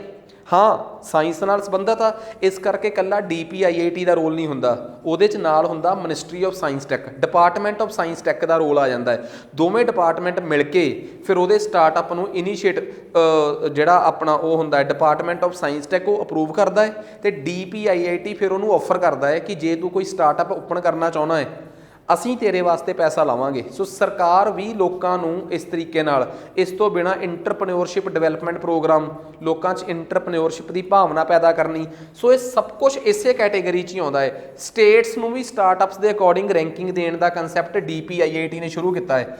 ਭਾਰਤ ਦੇ ਵਿੱਚ ਨਾ ਅਕਸਰ ਇਹ ਦੱਸਿਆ ਜਾਂਦਾ ਹੈ ਕਿ ਸਟਾਰਟਅਪਸ ਦੇ ਮਾਮਲੇ 'ਚ ਗੁਜਰਾਤ ਪਹਿਲੇ 'ਤੇ ਆ, ਦੂਜੀ ਸਟੇਟ ਆ ਏ, ਤੀਜੀ ਆ ਏ। ਇਹ ਰੈਂਕਿੰਗ DPIIT ਦਿੰਦੀ ਹੈ। ਹੁਣ ਇਹ ਰੈਂਕਿੰਗ ਕਾਫੀ ਮੈਨੂੰ ਲੱਗਦਾ ਪਿੱਛੇ ਜੇ ਆਈ ਵੀ ਨਹੀਂ, ਬਟ ਹਾਂ ਇਹ ਰੈਂਕਿੰਗ ਹੁੰਦੀ ਆ ਜਿਹੜੀ ਸਟੇਟਸ ਦੇ ਵਿੱਚ ਕੰਪੀਟੀਸ਼ਨ ਕ੍ਰੀਏਟ ਕਰਦੀ ਆ, ਕੰਪੀਟੀਟਿਵ ਫੈਡਰਲਿਜ਼ਮ, ਕਿ ਭਾਵ ਕਿ ਸਟੇਟਾਂ ਦੇ ਵਿੱਚ ਆਪਸੀ ਸੰਘਰਸ਼ ਕਰਾਓ ਕਿ ਕੌਣ ਅੱਗੇ ਆ ਕੌਣ ਪਿੱਛੇ ਆ ਆਪਣੇ ਸਟੇਟ ਦੇ ਵਿੱਚ ਸਟਾਰਟਅਪਸ ਨੂੰ ਪੁਸ਼ ਕਰਨ ਦੇ ਵਿੱਚ। ਸੋ ਇਹ ਜਿੰਨਾ ਕਿਸੇ ਸਟੇਟ ਦੇ ਵਿੱਚ ਸਟਾਰਟਅਪ ਕਲਚਰ ਆਊਗਾ ਉਹਨਾਂ ਉਸ ਸਟੇਟ ਦੀ ਇਕੋਨਮੀ ਗਰੋ ਹੋਊਗੀ, ਕਿਉਂਕਿ ਸਟਾਰਟਅਪਸ ਦੇ ਵਿੱਚ ਪੋਟੈਂਸ਼ੀਅਲ ਬਹੁਤ ਆ। ਸਟਾਰਟਅਪਸ ਜਿਹੜੇ ਆ ਬਹੁਤ ਵੱਧ ਪੈਸਾ ਕਮਾ ਕੇ ਦੇ ਸਕਦੇ ਆ, ਕਿਉਂਕਿ ਸਟਾਰਟਅਪਸ ਦੀ ਜਿਹੜੀ ਇੱਕ ਵਾਰੀ ਬੇਸ਼ੱਕ ਉਹਦੀ ਲੋਕ ਪ੍ਰੈਜ਼ੈਂਸ ਤੁਹਾਡੀ ਸਟੇਟ 'ਚ ਹੋਵੇ, ਪਰ ਉਹਨਾਂ ਦਾ ਕੰਮ ਜਿਹੜਾ ਹੈ, ਜੇ ਉਹ ਸਟਾਰਟਅਪਸ ਸਰਵਿਸ ਸੈਕਟਰ ਨਾਲ ਸੰਬੰਧਿਤ ਨੇ ਤਾਂ ਉਹਨਾਂ ਦਾ ਕੰਮ ਦਾ ਅਸਰ ਪੂਰੀ ਦੁਨੀਆ 'ਚ ਦਿਸਦਾ ਹੈ। ਉਹ ਸਟਾਰਟਅਪਸ ਬਹੁਤ ਜਲਦੀ ਗਰੋ ਕਰਕੇ ਦਿਖਾ ਦਿੰਦੇ ਆ, ਠੀਕ ਆ ਨਾ। ਸੋ ਸਟਾਰਟਅਪਸ ਦੀ ਇਹ ਖਾਸੀਅਤ ਜ਼ਰੂਰ ਆ। ਖੈਰ ਚੈਲੰਜਿਸ ਬਹੁਤ ਨੇ। ਹੁਣ ਦੇਖੋ ਮੈਨੂੰ ਲੱਗਦਾ ਇੰਨੇ ਵੱਡੇ ਲੈਕਚਰ 'ਚ ਆਪਾਂ ਇਹ ਤਾਂ ਸਾਬਤ ਕਰ ਹੀ ਚੁੱਕੇ ਹਾਂ ਕਿ ਚੈਲੰਜ ਕੀ ਕੀ ਨੇ, ਪਰ ਇਹ ਆ ਕਿ ਇਹਨਾਂ ਨੂੰ ਆਪਾਂ ਨੂੰ ਇੱਕ ਵਾਰੀ ਕਿਤੇ ਨਾ ਕਿਤੇ ਕੰਪਾਈਲ ਕਰਨਾ ਪੈਣਾ ਹੈ, ਠੀਕ ਆ। ਸੋ ਸਭ ਤੋਂ ਪਹਿਲਾਂ ਕਿ ਬਹੁਤ ਘੱਟ ਫੰਡਿੰਗ ਦਾ ਹੋਣਾ, ਇਹ ਵੀ ਇੱਕ ਬਹੁਤ ਜ਼ਿਆਦਾ ਵੱਡਾ ਰਿਸਕ ਆ। ਬਹੁਤ ਕੰਸਨਟ੍ਰੇਟਡ ਫੰਡਿੰਗ ਦਾ ਹੋਣਾ, ਭਾਵ ਸਟਾਰਟਅਪਸ ਜਿਹੜੇ ਆ ਉਹ ਬਹੁਤ ਕੰਸਨਟ੍ਰੇਟਡ ਨੇ। ਉਦਾਹਰਨ ਦੇ ਤੌਰ 'ਤੇ ਜੇ ਮੈਂ ਗੱਲ ਕਰਾਂ ਆਰਓ, ਦਿੱਲੀ, NCR, ਬੰਗਲੌਰ, ਬੰਬੇ, ਚੇਨਈ, ਪੂਨੇ, ਸਿਰਫ ਆ 2-3 ਸ਼ਹਿਰਾਂ ਦੇ ਵਿੱਚ ਹੀ ਤੁਹਾਨੂੰ ਸਟਾਰਟਅਪਸ ਦੇਖੋ। ਦਿੱਲੀ ਤੇ ਬੰਗਲੌਰ ਦੇ ਵਿੱਚ 33 ਤੇ 35 68 ਤੇ ਬੰਬੇ ਦੇ ਵਿੱਚ 15 68 ਤੇ 15 83% ਸਟਾਰਟਅਪ ਸਾਡੇ ਦੇਸ਼ ਦੇ 3 ਸ਼ਹਿਰਾਂ 'ਚ ਆ। ਸੋ ਇਹ ਫੰਡਿੰਗ ਹੀ 2-3 ਸ਼ਹਿਰਾਂ ਤੱਕ ਸੀਮਿਤ ਆ। ਸੋ ਸਭ ਤੋਂ ਵੱਡੀ ਪ੍ਰੋਬਲਮ ਹੀ ਇਹ ਆਉਂਦੀ ਹੈ ਆਪਣੇ ਕੋਲ। ਸੋ ਪਹਿਲੀ ਗੱਲ ਤਾਂ ਇਹ ਹੋ ਗਈ। ਦੂਸਰੀ ਗੱਲ ਲੈਕ ਆਫ ਵਿਮਨ ਪਾਰਟੀਸਪੇਸ਼ਨ। ਹੁਣ ਇੱਕ ਵੀਮੈਨ ਪਾਰਟੀਸਪੇਸ਼ਨ ਵੀ ਨਾ ਹੋਣ ਕਰਕੇ ਵੀ ਇੱਕ ਬਹੁਤ ਵੱਡਾ ਪ੍ਰੋਬਲਮ ਆ ਰਹੀ ਆ। ਦੇਖੋ ਜਿਵੇਂ ਸਾਡੇ ਦੇਸ਼ ਦੇ ਵਿੱਚ ਜਿਹੜੇ ਵੈਂਚਰ ਕੈਪੀਟਲਿਸਟ ਨੇ, ਠੀਕ ਆ, ਜਿਨ੍ਹਾਂ ਨੇ ਤੁਹਾਡਾ ਪੈਸਾ ਇਨਵੈਸਟ ਕਰਵਾਉਣਾ ਹੈ, ਜੇ ਉਹਨਾਂ ਵੈਂਚਰ ਕੈਪੀਟਲ ਫਰਮਾਂ ਦੇ ਵਿੱਚ ਔਰਤਾਂ ਹੋਣਗੀਆਂ ਤਾਂ ਮੈਨੂੰ ਲੱਗਦਾ ਔਰਤਾਂ ਨਾਲ ਸੰਬੰਧਿਤ ਸਟਾਰਟਅਪਸ ਨੂੰ ਉਹ ਜ਼ਿਆਦਾ ਸਮਝ ਪਾਉਣਗੀਆਂ। ਜਿਵੇਂ ਸਪੋਜ਼ ਕਰੋ ਇੱਕ ਔਰਤ ਕਵੇ ਕਿ ਮੈਂ ਇੱਕ ਸਟਾਰਟਅਪ ਕਰਨਾ ਚਾਹੁੰਦੀ ਹਾਂ ਮੀਸ਼ੋ, ਕਿ ਉੱਥੇ ਤੇ ਅਸੀਂ ਆਪਣੀ ਉੱਥੇ ਕੁੜੀਆਂ ਦਾ ਸਮਾਨ ਵੇਚਾਂਗੇ, ਇਸ ਤਰੀਕੇ ਨਾਲ ਵੇਚਾਂਗੇ। ਸ਼ਾਇਦ ਇੱਕ ਮਰਦ ਪ੍ਰਧਾਨ ਸਮਾਜ 'ਚ ਇੱਕ ਮੇਲ ਇਸ ਕੰਸੈਪਟ ਨੂੰ ਨਾ ਸਮਝ ਸਕੇ, ਕਿਉਂਕਿ ਚਾਹੇ ਕੋਈ ਇਹ ਕਹੀ ਜਾਵੇ ਕਿ ਮੈਂ ਫੀਮੇਲ ਸਾਈਕੋ ਹੀ ਜਾਣਦਾ, ਨਹੀਂ ਜਾਣ ਸਕਦਾ। ਇੱਕ ਔਰਤ ਦੀ ਸਾਈਕੀ ਨੂੰ ਜ਼ਿਆਦਾ ਸਮਝ ਸਕਦੀ ਹੈ। ਸੋ ਜੇ ਵੈਂਚਰ ਕੈਪੀਟਲਿਸਟ ਫਰਮਾਂ ਦੇ ਵਿੱਚ ਔਰਤਾਂ ਹੋਣਗੀਆਂ ਤਾਂ ਔਰਤਾਂ ਨਾਲ ਸੰਬੰਧਿਤ ਸਟਾਰਟਅਪਸ ਦੇ ਵਿੱਚ ਵੀ ਰਿਸਕ ਚੱਕਿਆ ਜਾ ਸਕਦਾ ਹੈ, ਉਹਨਾਂ ਦੇ ਕੰਸੈਪਟ ਨੂੰ ਵੀ ਸਮਝਿਆ ਜਾ ਸਕਦਾ। ਸੋ ਸਭ ਤੋਂ ਵੱਡੀ ਗੱਲ ਇਹ ਵੀ ਚੀਜ਼ ਆ, ਠੀਕ ਆ। ਨੈਕਸਟ ਅੱਗੇ ਲਿਮਟਿਡ ਜੋਗ੍ਰਾਫੀਕਲ ਸਪਰੈਡ, ਇਹ ਵੀ ਇੱਕ ਗੱਲ ਆ ਕਿ ਏਰੀਆ ਵੀ ਬਹੁਤ ਘੱਟ ਆ ਇਹਨਾਂ ਦਾ, ਠੀਕ ਆ, ਬਹੁਤ ਥੋੜ੍ਹੇ ਜਿਹੇ ਸਮੇਂ। ਰੈਗੂਲੇਟਰੀ ਹਰਡਲਸ, ਕਹਿਣ ਦੀ ਗੱਲ ਆ ਭਾਰਤ ਦੇ ਵਿੱਚ ਜਿੰਨੇ ਵੀ ਸਟਾਰਟਅਪਸ ਨੇ, ਠੀਕ ਆ, ਉਹਨਾਂ ਨੂੰ ਲੈ ਕੇ ਹਜੇ ਵੀ ਰੈਗੂਲੇਟਰੀ ਹਰਡਲਸ ਹੈਗੇ ਆ। ਭਾਵ ਉਹਨਾਂ ਸਟਾਰਟਅਪਸ ਨੂੰ ਖੋਲ੍ਹਣ ਵਾਸਤੇ ਸਟੇਟ ਸਰਕਾਰ ਦੀ ਪਰਮਿਸ਼ਨ, ਸੈਂਟਰ ਸਰਕਾਰ ਦੀ DPIIT ਦੀਆਂ ਪਰਮਿਸ਼ਨਾਂ, ਅਤੇ ਇਸ ਤੋਂ ਬਿਨਾਂ ਹੋਰ ਪੋਲਿਊਸ਼ਨ ਬੋਰਡ ਫਲਾਣਾ ਜਾਂ ਹੋਰ ਵੀ ਜਿਹੜੀਆਂ ਹਰਡਲਸ ਨੇ ਉਹਨਾਂ ਨੂੰ ਹਜੇ ਹੋਰ ਸਮੂਥ ਕਰਨ ਦੀ ਲੋੜ ਆ। ਰੈੱਡ ਟੈਪਿਜ਼ਮ, ਲਾਲ ਫੀਤਾਸ਼ਾਹੀ। ਰੈੱਡ ਟੈਪਿਜ਼ਮ ਦਾ ਮਤਲਬ ਹੁੰਦਾ ਕਿ ਬਈ ਹਰ ਜਗ੍ਹਾ 'ਤੇ ਜਿੱਥੇ ਵੀ ਜਾਣਾ ਉੱਥੇ ਪੈਸੇ ਦੇਣੇ ਪੈਣਗੇ। ਇਸ ਕਲਚਰ ਨੂੰ ਹਜੇ ਹੋਰ ਖ਼ਤਮ ਕਰਨ ਦੀ ਲੋੜ ਆ। ਅਗਲੀ ਗੱਲ ਆ ਅਸੈਸ ਟੂ ਫੰਡਿੰਗ। ਦੇਖੋ ਸਭ ਤੋਂ ਵੱਡੀ ਗੱਲ ਇਹ ਆ ਕਿ ਐਂਜਲ ਇਨਵੈਸਟਰਸ ਅਤੇ ਕੀ ਨਾਮ ਉਹਦਾ ਆਪਣਾ ਕੈਪੀਟਲ ਵੈਂਚਰਿਸਟ, ਠੀਕ ਆ, ਇਹ ਹੀ ਪੈਸਾ ਲਾਉਂਦੇ ਆ। ਇਹ ਸ਼ੁਰੂ 'ਚ ਬੇਸ਼ੱਕ ਮੈਂ ਮੰਨਦਾ ਕਿ ਐਂਜਲ ਇਨਵੈਸਟਰ ਜਿਹੜਾ ਹੈ ਉਹ ਸ਼ੁਰੂ 'ਚ ਪੈਸਾ ਲਾ ਦਿੰਦਾ ਹੈ, ਪਰ ਚਾਹੇ ਕੋਈ ਐਂਜਲ ਇਨਵੈਸਟਰ ਆ ਚਾਹੇ ਕੋਈ ਵੈਂਚਰ ਕੈਪੀਟਲਿਸਟ ਆ, ਇਹ ਉਹਨਾਂ ਬਿਜ਼ਨਸ 'ਚ ਪੈਸਾ ਲਾਉਂਦੇ ਆ ਜਿਹੜੇ ਉਹਨਾਂ ਨੂੰ ਲੱਗਦੇ ਆ ਕਿ ਉਹਨਾਂ ਵਾਸਤੇ ਬਹੁਤ ਬੈਨੀਫੀਸ਼ੀਅਲ ਨੇ। ਕਈ ਵਾਰੀ ਕਈ ਇਹੋ ਜਿਹੇ ਬਿਜ਼ਨਸ ਹੁੰਦੇ ਆ ਜਿਹਦੇ 'ਚ ਸ਼ਾਇਦ ਸ਼ੁਰੂ ਦੇ ਤੌਰ 'ਤੇ ਇੱਕ ਐਂਜਲ ਇਨਵੈਸਟਰ ਨੂੰ ਇੰਨਾ ਫਾਇਦਾ ਨਾ ਹੋਵੇ, ਪਰ ਇਕਨੋਮਿਕ ਡਿਵੈਲਪਮੈਂਟ ਵਾਸਤੇ, ਆਰਥਿਕ ਵਿਕਾਸ ਵਾਸਤੇ, ਸਮਾਜ ਦੇ ਵਿਕਾਸ ਵਾਸਤੇ ਉਹ ਸਟਾਰਟਅਪ ਬਹੁਤ ਵਧੀਆ ਹੋਵੇ। ਜਿਵੇਂ ਉਦਾਹਰਨ ਦੇ ਤੌਰ 'ਤੇ ਕੋਈ ਬੰਦਾ ਇਹੋ ਜਿਹਾ ਸਟਾਰਟਅਪ ਲੈ ਕੇ ਆਉਂਦਾ ਹੋਵੇ ਜਿਹਦੇ 'ਚ ਉਹ ਦਿਵਿਆਂਗ ਲੋਕਾਂ ਲਈ, ਹੈਂਡੀਕੈਪ ਲੋਕਾਂ ਵਾਸਤੇ, ਸਪੈਸ਼ਲ ਲੋਕਾਂ ਵਾਸਤੇ ਕੁਛ ਕਰਨਾ ਚਾਹੁੰਦਾ ਹੈ, ਠੀਕ ਆ, ਅਤੇ ਉਹਦੇ 'ਚ ਇੱਕ ਐਂਜਲ ਇਨਵੈਸਟਰ ਇਹ ਕਹਿ ਕੇ ਰਿਜੈਕਟ ਕਰਦੇ ਕਿ ਕੰਮ ਤਾਂ ਬਹੁਤ ਵਧੀਆ ਹੈ, ਮੈਨੂੰ ਪਤਾ ਕੀ ਹੈ ਜਿਹੜਾ ਕਨਸੈਪਟ ਹੈ ਇਹ ਮਸ਼ੀਨ ਬਹੁਤ ਵਧੀਆ ਹੈ, ਪਰ ਇਸ ਕੰਮ 'ਚ ਮੈਨੂੰ ਅੱਗੇ ਜਾ ਕੇ ਕੋਈ ਪਰਸਨਲ ਬੈਨੀਫਿਟ ਨਹੀਂ ਹੋਏਗਾ, ਤੇ ਮੈਂ ਜਿੰਨਾ ਪੈਸਾ ਤੇਰੇ ਕੰਮ 'ਚ ਲਾਊਂਗਾ ਇਹ ਮੈਂ ਕਿਸੇ ਹੋਰ ਕੰਮ 'ਚ ਲਾ ਲੈਣਾ, ਉੱਥੇ ਮੈਨੂੰ ਗਰੋਥ ਜ਼ਿਆਦਾ ਦਿਸਦੀ ਹੈ। ਪਰ ਇਹ ਕੰਮ ਬੇਸ਼ੱਕ ਆਪਾਂ ਨੂੰ ਪਤਾ ਹੈ ਕਿ ਉਹਦੇ ਵਾਸਤੇ ਇਕਨੋਮਿਕ ਗਰੋਥ ਦੇ ਐਂਗਲ ਨਾਲ ਤਾਂ ਵਧੀਆ ਨਹੀਂ, ਪਰ ਜੇ ਇਸ ਗੱਲ ਨੂੰ ਮੈਂ ਕਹਾਂ ਕਿ ਡਿਵੈਲਪਮੈਂਟ ਦੇ ਐਂਗਲ ਤੋਂ ਕਿੰਨਾ ਵਧੀਆ ਹੈ। ਸੋ ਇੱਥੇ DPIIT ਨੂੰ ਐਜ਼ ਇਨਵੈਸਟਰ ਅੱਗੇ ਆਉਣਾ ਚਾਹੀਦਾ ਹੈ। ਸਰਕਾਰ ਨੂੰ ਆਪਣੀ ਗਰੰਟੀ ਕੋਲੈਟਰਲ ਦੇ ਕੇ ਇੱਥੇ ਕ੍ਰੈਡਿਟ ਲਿਮਿਟ ਦੇਣੀ ਚਾਹੀਦੀ ਹੈ, ਜਾਂ ਕ੍ਰੈਡਿਟ ਦੇਣਾ ਚਾਹੀਦਾ ਉਸ ਬੰਦੇ ਨੂੰ। ਸੋ ਇਹੋ ਜਿਹੇ ਕੰਮਾਂ ਦੀ ਸਾਨੂੰ ਜ਼ਿਆਦਾ ਲੋੜ ਆ, ਮਾਰਕੀਟ ਰੈਡੀਨੈਸ, ਠੀਕ ਆ। ਤੇ ਸਭ ਤੋਂ ਵੱਡੀ ਗੱਲ ਆ ਸਟਾਰਟਅਪਸ ਦੇ ਕੇਸ 'ਚ ਇਹ ਬਹੁਤ ਮਾੜੀ ਗੱਲ ਆ ਜੋ ਸਟਾਰਟਅਪਸ ਦੇ ਵਿੱਚ ਅਸੀਂ ਅਕਸਰ ਦੇਖਣ ਨੂੰ ਮਿਲਦੇ ਆ। ਅਸੀਂ ਕਿਸੇ ਨੂੰ ਵੀ TV 'ਚ ਦੇਖ ਕੇ ਜਾਂ ਕਿਸੇ ਦੀ ਵੀ ਸਟੋਰੀ ਸੁਣ ਕੇ ਉਸ ਕੰਮ ਵੱਲ ਪ੍ਰਭਾਵਿਤ ਹੋ ਜਾਂਦੇ ਆ, ਪਰ ਅਸੀਂ ਉਸ ਕੰਮ ਨੂੰ ਜਿਹੜੇ ਇਲਾਕੇ 'ਚ ਤੇ ਜਿਹੜੇ ਸਮੇਂ 'ਤੇ ਕਰਦੇ ਆ, ਕਈ ਵਾਰੀ ਉਹ ਇਲਾਕਾ ਤੇ ਉਹ ਸਮਾਂ ਉਸ ਕੰਮ ਵਾਸਤੇ ਅਨੁਕੂਲ ਨਹੀਂ ਹੁੰਦਾ। ਸੋ ਇੱਥੇ ਸਾਨੂੰ ਮਾਰਕੀਟ ਰੈਡੀਨੈਸ ਦਾ ਜਿਹੜਾ ਕੰਸੈਪਟ ਆ, ਲੋਕਲ ਕੰਜ਼ਿਊਮਰ ਬਿਹੇਵੀਅਰ ਦਾ ਜਿਹੜਾ ਕੰਸੈਪਟ ਆ, ਉਹਨੂੰ ਸਮਝਣ ਦੀ ਲੋੜ ਆ। ਤੁਸੀਂ ਪਟਿਆਲੇ ਆਏ ਤੇ ਤੁਸੀਂ ਇਹ ਦੇਖਿਆ ਕਿ ਉੱਥੇ ਇੱਕ ਬੰਦੇ ਨੇ ਆਪਣਾ ਕੰਮ ਖੋਲ੍ਹਿਆ ਹੋਇਆ ਕਿ ਕੱਪੜੇ ਦੀ ਦੁਕਾਨ ਖੋਲ੍ਹੀ ਆ, ਠੀਕ ਆ, ਤੇ ਉਹਦੇ ਇੱਥੇ ਉਹ ਵਧੀਆ 1000 ਰੁਪਏ ਦੀ ਸ਼ਰਟ ਵੇਚ ਰਿਹਾ ਹੈ, ਤੇ ਬੜੀਆਂ ਜਿਹੜੀਆਂ ਬ੍ਰਾਂਡਡ ਸ਼ਰਟਾਂ ਨੇ ਉਹਨਾਂ ਦੀ ਡੁਪਲੀਕੇਟ ਕਾਪੀ ਜਾਂ ਉਹਨਾਂ ਦੇ ਕਾਪੀ ਪੀਸ ਜਿਹੜੇ ਆ ਉਹ ਵੇਚ ਰਿਹਾ ਹੈ। ਕਿਉਂ ਨਾ ਮੈਂ ਆਪਣੇ ਪਿੰਡ ਜਾ ਕੇ ਦੁਕਾਨ ਖੋਲ੍ਹਣਾ? ਕੀ ਇਹ ਸਮਝਣ ਦੀ ਕੋਸ਼ਿਸ਼ ਕਰੋ ਕਿ ਕੀ ਤੁਹਾਡੇ ਪਿੰਡ ਦੇ ਮੁੰਡੇ ਪਿੰਡ ਰਹਿੰਦੇ ਆ ਸਿਰਫ ਇਸ ਕਰਕੇ ਕਿ ਇੱਥੇ ਦੁਕਾਨ ਖੁੱਲ੍ਹ ਗਈ ਕਿ ਕੀ ਉਹ 1000 2000 3000 4000 ਦੀ ਆਬਾਦੀ ਵਾਲੇ ਪਿੰਡ 'ਚ ਚੱਲ ਜੂਗੀ? ਜਿਹੜੀ ਦੁਕਾਨ ਜਿਹੜੀ ਆ ਜੇ ਉਹ ਦਿਨ 'ਚ ਕੁਛ ਵਧੀਆ ਰੈਵਨਿਊ ਕਮਾ ਰਹੀ ਆ ਤਾਂ ਉਸ ਸ਼ਹਿਰ ਦੇ ਵਿੱਚ 50000 ਜਾਂ ਲੱਖ ਜਾਂ 1.5 ਲੱਖ ਲੋਕ ਰਹਿੰਦੇ ਹੋਣਗੇ। ਸੋ ਕੰਸੈਪਟ ਇਹ ਆ ਕਿ ਲੋਕਲ ਕੰਜ਼ਿਊਮਰ ਦੇ ਬਿਹੇਵੀਅਰ ਵਗੈਰਾ ਨੂੰ, ਯਾਨੀ ਕਿ ਮਾਰਕੀਟ ਰੈਡੀਨੈਸ ਨੂੰ ਸਮਝਣਾ ਬਹੁਤ ਜ਼ਰੂਰੀ ਹੈ। ਇਹ ਵੀ ਬਹੁਤ ਵੱਡਾ ਚੈਲੰਜ ਆ। ਲੈਕ ਆਫ ਮੈਂਟਰਸ਼ਿਪ, ਇਹ ਇੱਕ ਸਭ ਤੋਂ ਵੱਡਾ ਚੈਲੰਜ ਆ। ਮੈਂਟਰਸ਼ਿਪ, ਜਿਵੇਂ ਆਪਾਂ ਕਈ ਵਾਰੀ ਕਹਿ ਦਿੰਦੇ ਆ ਕਿ ਬਾਪੂ ਮੈਨੂੰ ਪੈਸੇ ਦੇ, ਮੈਂ ਕੰਮ ਕਰਨਾ ਹੈ। ਅਗਲਾ ਕਹਿੰਦਾ ਕੀ ਕਰਨਾ ਹੈ? ਹੋਟਲ ਖੋਲ੍ਹਣਾ ਹੈ। ਕਿ ਬਈ ਹੋਟਲ ਦੀ ਦੁਨੀਆ 'ਚ ਤੈਨੂੰ ਗਾਈਡ ਕਰਨ ਵਾਲਾ ਹੈਗਾ ਕੋਈ? ਕਹਿੰਦਾ ਜੀ ਹਾਂ ਮੈਨੂੰ ਪਤਾ ਹੈ ਕਿ ਆਹ ਸਮਾਨ ਰੱਖੋਗੇ ਐਂ ਵਿਕੂਗਾ, ਇੱਥੋਂ ਇੰਸਟਾਗ੍ਰਾਮ 'ਤੇ ਪੇਜ ਬਣਾਵਾਂਗੇ, ਐਡ ਉੱਤੇ YouTube 'ਤੇ ਵੀ ਐਡ ਲਾਵਾਂਗੇ, ਫਲਾਣੇ 'ਤੇ ਐਡ ਲਾਵਾਂਗੇ। ਅਗਲਾ ਕਹੂਗਾ ਕਿਸੇ ਹਲਵਾਈ ਨਾਲ ਗੱਲ ਕੀਤੀ ਆ, ਉਹ ਹਲਵਾਈ ਵੀ ਲੱਭ ਜੂਗਾ। ਉਹ ਕਹੀ ਹਲਵਾਈ ਸਭ ਤੋਂ ਮੇਨ ਆ। ਜੇ ਢਾਬੇ ਦੇ ਕੰਮ 'ਚ ਜਾਂ ਤੁਸੀਂ ਇਸ ਕੰਮ 'ਚ ਕੋਈ ਹਲਵਾਈ ਨਾ ਪੱਕਾ ਲੱਭਿਆ, ਹਾਂ ਲੱਭ ਲਾਂਗੇ, ਚੱਲ ਜੇ ਹਲਵਾਈ ਭੱਜ ਗਿਆ ਫਿਰ ਕੀ ਕਰੇਗਾ? ਫਿਰ ਦੂਜਾ ਲੱਭ ਲਾਂਗੇ। ਜਿਹੜਾ ਕੰਮ ਹੀ ਹਲਵਾਈ ਦੇ ਸਿਰ ਤੋਂ ਚੱਲਣਾ ਹੈ, ਇਟ ਮੀਨਸ ਤੁਹਾਡੇ ਕੋਲ ਮੈਂਟਰਸ਼ਿਪ ਦੀ ਕਮੀ ਆ। ਤੁਹਾਡੇ ਕੋਲ ਇੱਕ ਚੰਗੀ ਗਾਈਡੈਂਸ ਹੀ ਨਹੀਂ ਹੈ। ਤੁਹਾਨੂੰ ਪਤਾ ਹੀ ਨਹੀਂ ਕਿ ਉਸ ਕੰਮ 'ਚ YouTube ਰੋਲ ਅਦਾ ਕਰੂਗੀ ਕਿ ਇੰਸਟਾਗ੍ਰਾਮ ਉਹਦਾ ਰੋਲ ਅਦਾ ਕਰੂਗਾ ਕਿ ਮਗਰ ਹਲਵਾਈ ਨੇ ਕੰਮ ਰੋਲ ਅਦਾ ਕਰਨਾ ਹੈ। ਤੁਹਾਡੇ ਬੈਕ ਸਾਈਡ 'ਤੇ ਬੈਕ ਐਂਡ 'ਤੇ ਲਿੰਕ ਹੋਣੇ ਚਾਹੀਦੇ ਆ। ਦੂਜੀ ਗੱਲ, ਇੱਕ ਤੁਹਾਡੇ ਲਿੰਕ ਹੈ ਨਹੀਂ, ਮੰਨ ਗਿਆ ਫਿਰ ਵੀ ਕੰਮ ਕਰ ਸਕਦੇ ਹੋ ਤੁਸੀਂ, ਕੋਈ ਵੱਡੀ ਗੱਲ ਨਹੀਂ, ਕੰਮ ਕਰ ਸਕਦੇ ਹੋ। ਫਿਰ ਅਗਲੇ ਨੂੰ ਪੁੱਛੀਦਾ ਜ਼ਬਾਨ ਹੈਗੀ ਹੈ? ਜੇ ਕੱਲ੍ਹ ਨੂੰ ਕਿਸੇ ਨੂੰ ਹਲਵਾਈ ਨਾਲ ਗੱਲ ਕਰਨੀ ਪੈ ਗਈ, ਓਏ ਉਰੇ ਆ, ਅਗਲਾ ਸੁਣੂਗਾ?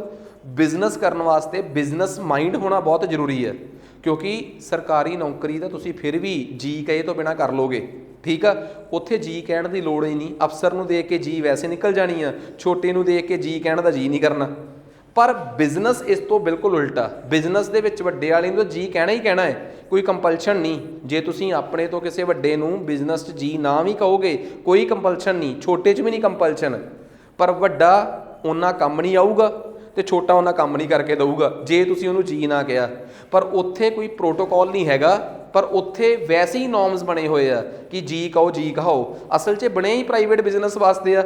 ਸਰਕਾਰੀ ਵਾਸਤੇ ਤਾਂ ਬੰਦਾ ਕਹਿ ਸਕਦਾ ਕਿ ਵੱਡੇ ਨੂੰ ਦੇਖ ਕੇ ਜੀ ਨਿਕਲ ਜਾਂਦੀ ਆ, ਛੋਟੇ ਨੂੰ ਦੇਖ ਕੇ ਤਾਂ ਜੀ ਕਹਿਣ ਨੂੰ ਜੀ ਨਹੀਂ ਕਰਦਾ ਜ਼ਿਆਦਾਤਰ। ਸੋ ਅਸਲ ਦੇ ਵਿੱਚ ਇਹ ਕੰਮ ਬਹੁਤ ਜ਼ਰੂਰੀ ਆ। ਮੈਂਟਰਸ਼ਿਪ ਦੀ ਕਮੀ ਜਿਹੜੀ ਆ ਉਹ ਵੀ ਸਟਾਰਟਅਪਸ ਨੂੰ ਕਈ ਵਾਰੀ ਬੈਕ ਐਂਡ 'ਤੇ ਲੈ ਜਾਂਦੀ ਆ। ਇੰਟੈਲੈਕਚੁਅਲ ਪ੍ਰੋਪਰਟੀ ਰਾਈਟਸ ਦੀ ਪ੍ਰੋਟੈਕਸ਼ਨ, ਕਹਿਣ ਦੀ ਗੱਲ ਆ ਅੱਜ ਵੀ ਸਾਡੇ ਦੇਸ਼ 'ਚ ਲੋਕਾਂ ਨੂੰ ਇਸ ਗੱਲ ਦਾ ਡਰ ਆ ਕਿ ਜੇ ਅਸੀਂ ਭਾਰਤ 'ਚ ਕੁਛ ਕ੍ਰੀਏਟਿਵ ਕੀਤਾ ਕੀ ਸਾਨੂੰ ਕਾਪੀਰਾਈਟ ਮਿਲੂਗਾ, ਕਿ ਉਸ ਤੋਂ ਪਹਿਲਾਂ ਹੀ ਉਹ ਚੀਜ਼ ਨੈੱਟ 'ਤੇ ਪੈ ਜਾਊਗੀ, ਲੀਕ ਹੋ ਜਾਊਗੀ। ਸੋ ਸਾਡੇ ਦੇਸ਼ 'ਚ copyright protection, patent protection, trademark protection, GI protection ਹੀ ਨਹੀਂ ਹੈਗੀ। ਭਾਵ ਜੋਗ੍ਰਾਫੀਕਲ ਉਹਨੂੰ ਇੰਟੈਲੈਕਚੁਅਲ ਪ੍ਰੋਪਰਟੀ ਰਾਈਟਸ ਨੂੰ ਲੈ ਕੇ ਸਾਡੇ ਦੇਸ਼ 'ਚ ਸੁਰੱਖਿਆ ਨਹੀਂ ਹੈਗੀ। ਬੌਧਿਕ ਸੰਪત્ਤੀ ਸੁਰੱਖਿਆ ਜਿਹੜੀ ਆ ਸਾਡੇ ਦੇਸ਼ 'ਚ ਬਹੁਤ ਥੋੜ੍ਹੀ ਆ। ਸੋ ਜਦੋਂ ਅਸੀਂ ਆਪਣੇ ਦੇਸ਼ 'ਚ ਪੇਟੈਂਟ ਐਕਟ, ਟ੍ਰੇਡਮਾਰਕ ਐਕਟ ਇਹਨਾਂ ਨੂੰ ਹੋਰ ਸਖਤ ਨਹੀਂ ਕਰਦੇ ਤਾਂ ਉਦੋਂ ਤੱਕ ਸਾਡਾ ਕੋਈ ਇਲਾਜ ਨਹੀਂ ਹੈਗਾ। ਸਾਨੂੰ ਸਖਤੀ ਨਾਲ ਲਾਗੂ ਕਰਾਉਣੇ ਪੈਣਗੇ, ਠੀਕ ਆ। ਕਿ ਕੋਈ ਵੀ ਚੀਜ਼ ਕਾਪੀਰਾਈਟ ਹੈ ਜਿਹੜੀ ਚੀਜ਼ ਦਾ, ਹੁਣ ਸਰਕਾਰਾਂ ਕਿੰਨੀਆਂ ਸਖਤ ਹੋਈਆਂ ਕਿ ਬਈ ਕੋਈ ਵੀ ਕਾਪੀਰਾਈਟ ਹੋਈ ਫਿਲਮ ਨੂੰ ਨੈੱਟ 'ਤੇ ਨਹੀਂ ਪਾ ਸਕਦਾ। ਸਮਝ ਗਏ ਨਾ ਗੱਲ? ਤੇ ਈਵਨ ਕਿ ਤੁਸੀਂ ਦੇਖੋ ਇੰਟਰਨੈਸ਼ਨਲ ਲੈਵਲ ਤੇ ਕਿੰਨਾ ਜ਼ਿਆਦਾ ਤਗੜਾ ਹੈ। ਤੁਸੀਂ ਕਿਸੇ ਦਾ ਵੀ 5-7 ਸਕਿੰਟ ਤੋਂ ਵੱਡਾ ਕਲਿੱਪ YouTube ਤੋਂ ਕੱਟ ਕੇ ਆਪਣੇ ਚੈਨਲ ਤੇ ਨਹੀਂ ਪਾ ਸਕਦੇ। ਤੁਹਾਡੇ ਚੈਨਲ ਤੇ ਉਹ ਆ ਜਾਂਦਾ ਕੁਛ ਮੀਨਸ ਕਿ ਤੁਹਾਡਾ ਚੈਨਲ ਹੀ ਡਾਊਟ ਦੇ ਘੇਰੇ 'ਚ ਆ ਜਾਂਦਾ, ਜਾਂ YouTube ਉਹਨੂੰ ਵਾਰਨਿੰਗ ਦੇ ਦਿੰਦੀ, ਉਹਨੂੰ ਵਾਸਤੇ ਕੋਈ ਸਪੈਸ਼ਲ ਵਰਡ ਵਰਤਦੇ ਆ ਉਹ, ਠੀਕ ਆ। ਹਾਂਜੀ ਨਹੀਂ, YouTube ਵਾਲੇ ਕਹਿੰਦੇ ਆ ਕਿ ਤੁਹਾਡੇ ਚੈਨਲ ਤੇ ਫਲਾਣੀ ਚੀਜ਼ ਕਰ ਦਿੱਤੀ ਜਾਊਗੀ, ਉਹ ਮੈਨੂੰ ਯਾਦ ਨਹੀਂ ਆ ਰਿਹਾ ਕਿ ਕੋਈ ਕੁਛ ਵੀ ਮਤਲਬ ਕਿ ਵਾਰਨਿੰਗ ਦੇ ਦਿੰਦੇ ਆ ਸਾਨੂੰ, ਬਿਕੋਜ਼ ਉਹ ਚੱਲਦੇ ਆ US ਦੇ ਰੂਲਸ ਦੇ ਅਕੋਰਡਿੰਗ, ਤੇ US ਦੇ ਵਿੱਚ ਇੰਟਲੈਕਚੁਅਲ ਪ੍ਰੋਪਰਟੀ ਰਾਈਟਸ ਸਖਤੀ ਬਹੁਤ ਆ। ਸੋ ਕੁੱਲ ਮਿਲਾ ਕੇ ਆ ਤਾਂ ਮੈਂ ਤੁਹਾਨੂੰ ਸਾਰਾ ਕੁਝ ਦੱਸਦਾ। ਜੇ ਵੇ ਫਾਰਵਰਡ ਦੀ ਗੱਲ ਕਰੀਏ, ਭਾਰਤ ਦੇ ਵਿੱਚ ਸਰਕਾਰ ਨੂੰ ਰਿਸਰਚ ਐਂਡ ਡਿਵੈਲਪਮੈਂਟ ਤੇ ਬਹੁਤ ਜ਼ਿਆਦਾ ਡਿਸਕਾਊਂਟ ਦੀ ਜਾਂ ਬਹੁਤ ਸਾਰੀ ਉਹ ਦੇਣ ਦੀ ਲੋੜ ਆ, ਕਹਿ ਲਓ ਕਿ ਬਹੁਤ ਸਾਰੀ ਸਬਸਿਡੀ। ਵਜ੍ਹਾ, ਜੇ ਸਰਕਾਰ ਰਿਸਰਚ ਤੇ ਸਬਸਿਡੀ ਦੇਊਗੀ, ਉਹਦੇ ਨਾਲ ਲੋਕ ਉਸ ਸਬਸਿਡੀ ਦੀ ਮਦਦ ਨਾਲ ਰਿਸਰਚ ਕਰਨਗੇ ਤੇ ਆਪਣੇ ਸਟਾਰਟਅਪਸ ਸ਼ੁਰੂ ਕਰਨਗੇ। ਸਰਕਾਰ ਨੂੰ ਸਟਾਰਟਅਪ ਸ਼ੁਰੂ ਕਰਨੇ ਤੇ ਬੰਦ ਕਰਨ ਦੇ ਪ੍ਰੋਜੈਕਟ ਨੂੰ ਹੋਰ ਜ਼ਿਆਦਾ ਆਸਾਨ ਕਰਨਾ ਪਊਗਾ। ਤੀਸਰੀ ਗੱਲ, ਸਰਕਾਰ ਨੂੰ ਜਿਹੜੇ ਡਿਵੈਲਪਮੈਂਟ ਨਾਲ ਸੰਬੰਧਿਤ ਸਟਾਰਟਅਪ ਆ ਉਹਨਾਂ 'ਚ ਇਨਵੈਸਟਮੈਂਟ ਵਾਸਤੇ ਆਪ ਅੱਗੇ ਆਉਣ ਦੀ ਲੋੜ ਆ। ਸੋ ਇਸ ਤਰੀਕੇ ਦੇ ਕੁਝ ਪ੍ਰਬੰਧ ਜਿਹੜੇ ਆ ਜੇ ਸਰਕਾਰ ਕਰੂਗੀ ਤਾਂ ਸਾਡੇ ਦੇਸ਼ ਦੇ ਸਟਾਰਟਅਪਸ ਜਿਹੜੇ ਆ ਉਹ ਤੁਹਾਨੂੰ ਕਾਮਯਾਬੀ 'ਚ ਮਿਲਣਗੇ, ਠੀਕ ਆ। ਸਪੈਸ਼ਲੀ ਸਾਡੇ ਦੇਸ਼ 'ਚ ਐਗਰੀ ਬੇਸਡ ਸਟਾਰਟਅਪਸ ਜਿਹੜੇ ਆ ਉਹਨਾਂ 'ਚ ਬਹੁਤ ਜ਼ਿਆਦਾ ਇਨਸੈਂਟਿਵ ਦੇਣ ਦੀ ਲੋੜ ਆ। ਵਜ੍ਹਾ, ਜੇ ਸਾਡੇ ਦੇਸ਼ ਦੇ ਵਿੱਚ, ਸਾਡਾ ਦੇਸ਼ ਇੱਕ ਖੇਤੀ ਪ੍ਰਧਾਨ ਦੇਸ਼ ਆ, ਸਭ ਤੋਂ ਵੱਧ ਸਾਡੇ ਦੇਸ਼ ਦੀ ਪੋਪੂਲੇਸ਼ਨ ਖੇਤੀਬਾੜੀ 'ਚ ਹੈ। ਖੇਤੀਬਾੜੀ ਵਾਲੇ ਲੋਕਾਂ ਨੂੰ ਬਚਦਾ ਤਾਂ ਨਹੀਂ ਬਿਕੋਜ਼ ਉਹਨਾਂ ਦਾ ਬਹੁਤ ਸਾਰਾ ਪੈਰੀਸ਼ੇਬਲ ਪ੍ਰੋਡਕਟ ਹੁੰਦੇ ਆ, ਮਤਲਬ ਜਿਹੜੇ ਖਰਾਬ ਹੋਣ ਯੋਗ ਫਸਲਾਂ ਹੁੰਦੀਆਂ ਉਹ ਖਰਾਬ ਹੋ ਜਾਂਦੀਆਂ। ਜੇ ਇਹੋ ਜਿਹੇ ਸਟਾਰਟਅਪ ਖੁੱਲ੍ਹਣ ਸਟੇਟਾਂ ਦੇ ਵਿੱਚ, ਪੰਜਾਬ ਹਰਿਆਣੇ ਦੇ ਵਿੱਚ ਛੋਟੇ ਛੋਟੇ ਇਹੋ ਜਿਹੇ ਸਟਾਰਟਅਪ ਖੁੱਲ੍ਹਣ ਜਿੱਥੇ ਉਹਨਾਂ ਦੀਆਂ ਪੈਰੀਸ਼ੇਬਲ ਪ੍ਰੋਡਕਟ ਖਰਾਬ ਹੋਣ ਵਾਲੇ ਜਿਹੜੇ ਫਸਲਾਂ ਨੇ ਉਹਨਾਂ ਨੂੰ ਨਾਲ ਦੀ ਨਾਲ ਕੰਜ਼ਿਊਮ ਕਰ ਲਿਆ ਜਾਵੇ ਮੈਨੂਫੈਕਚਰਿੰਗ 'ਚ, ਤਾਂ ਸੋਚ ਕੇ ਦੇਖੋ ਉਸ ਸਟੇਟ ਦੇ ਵਿੱਚ ਵੈਸੇ ਹੀ ਮਾਹੌਲ ਬਣ ਜਾਊਗਾ।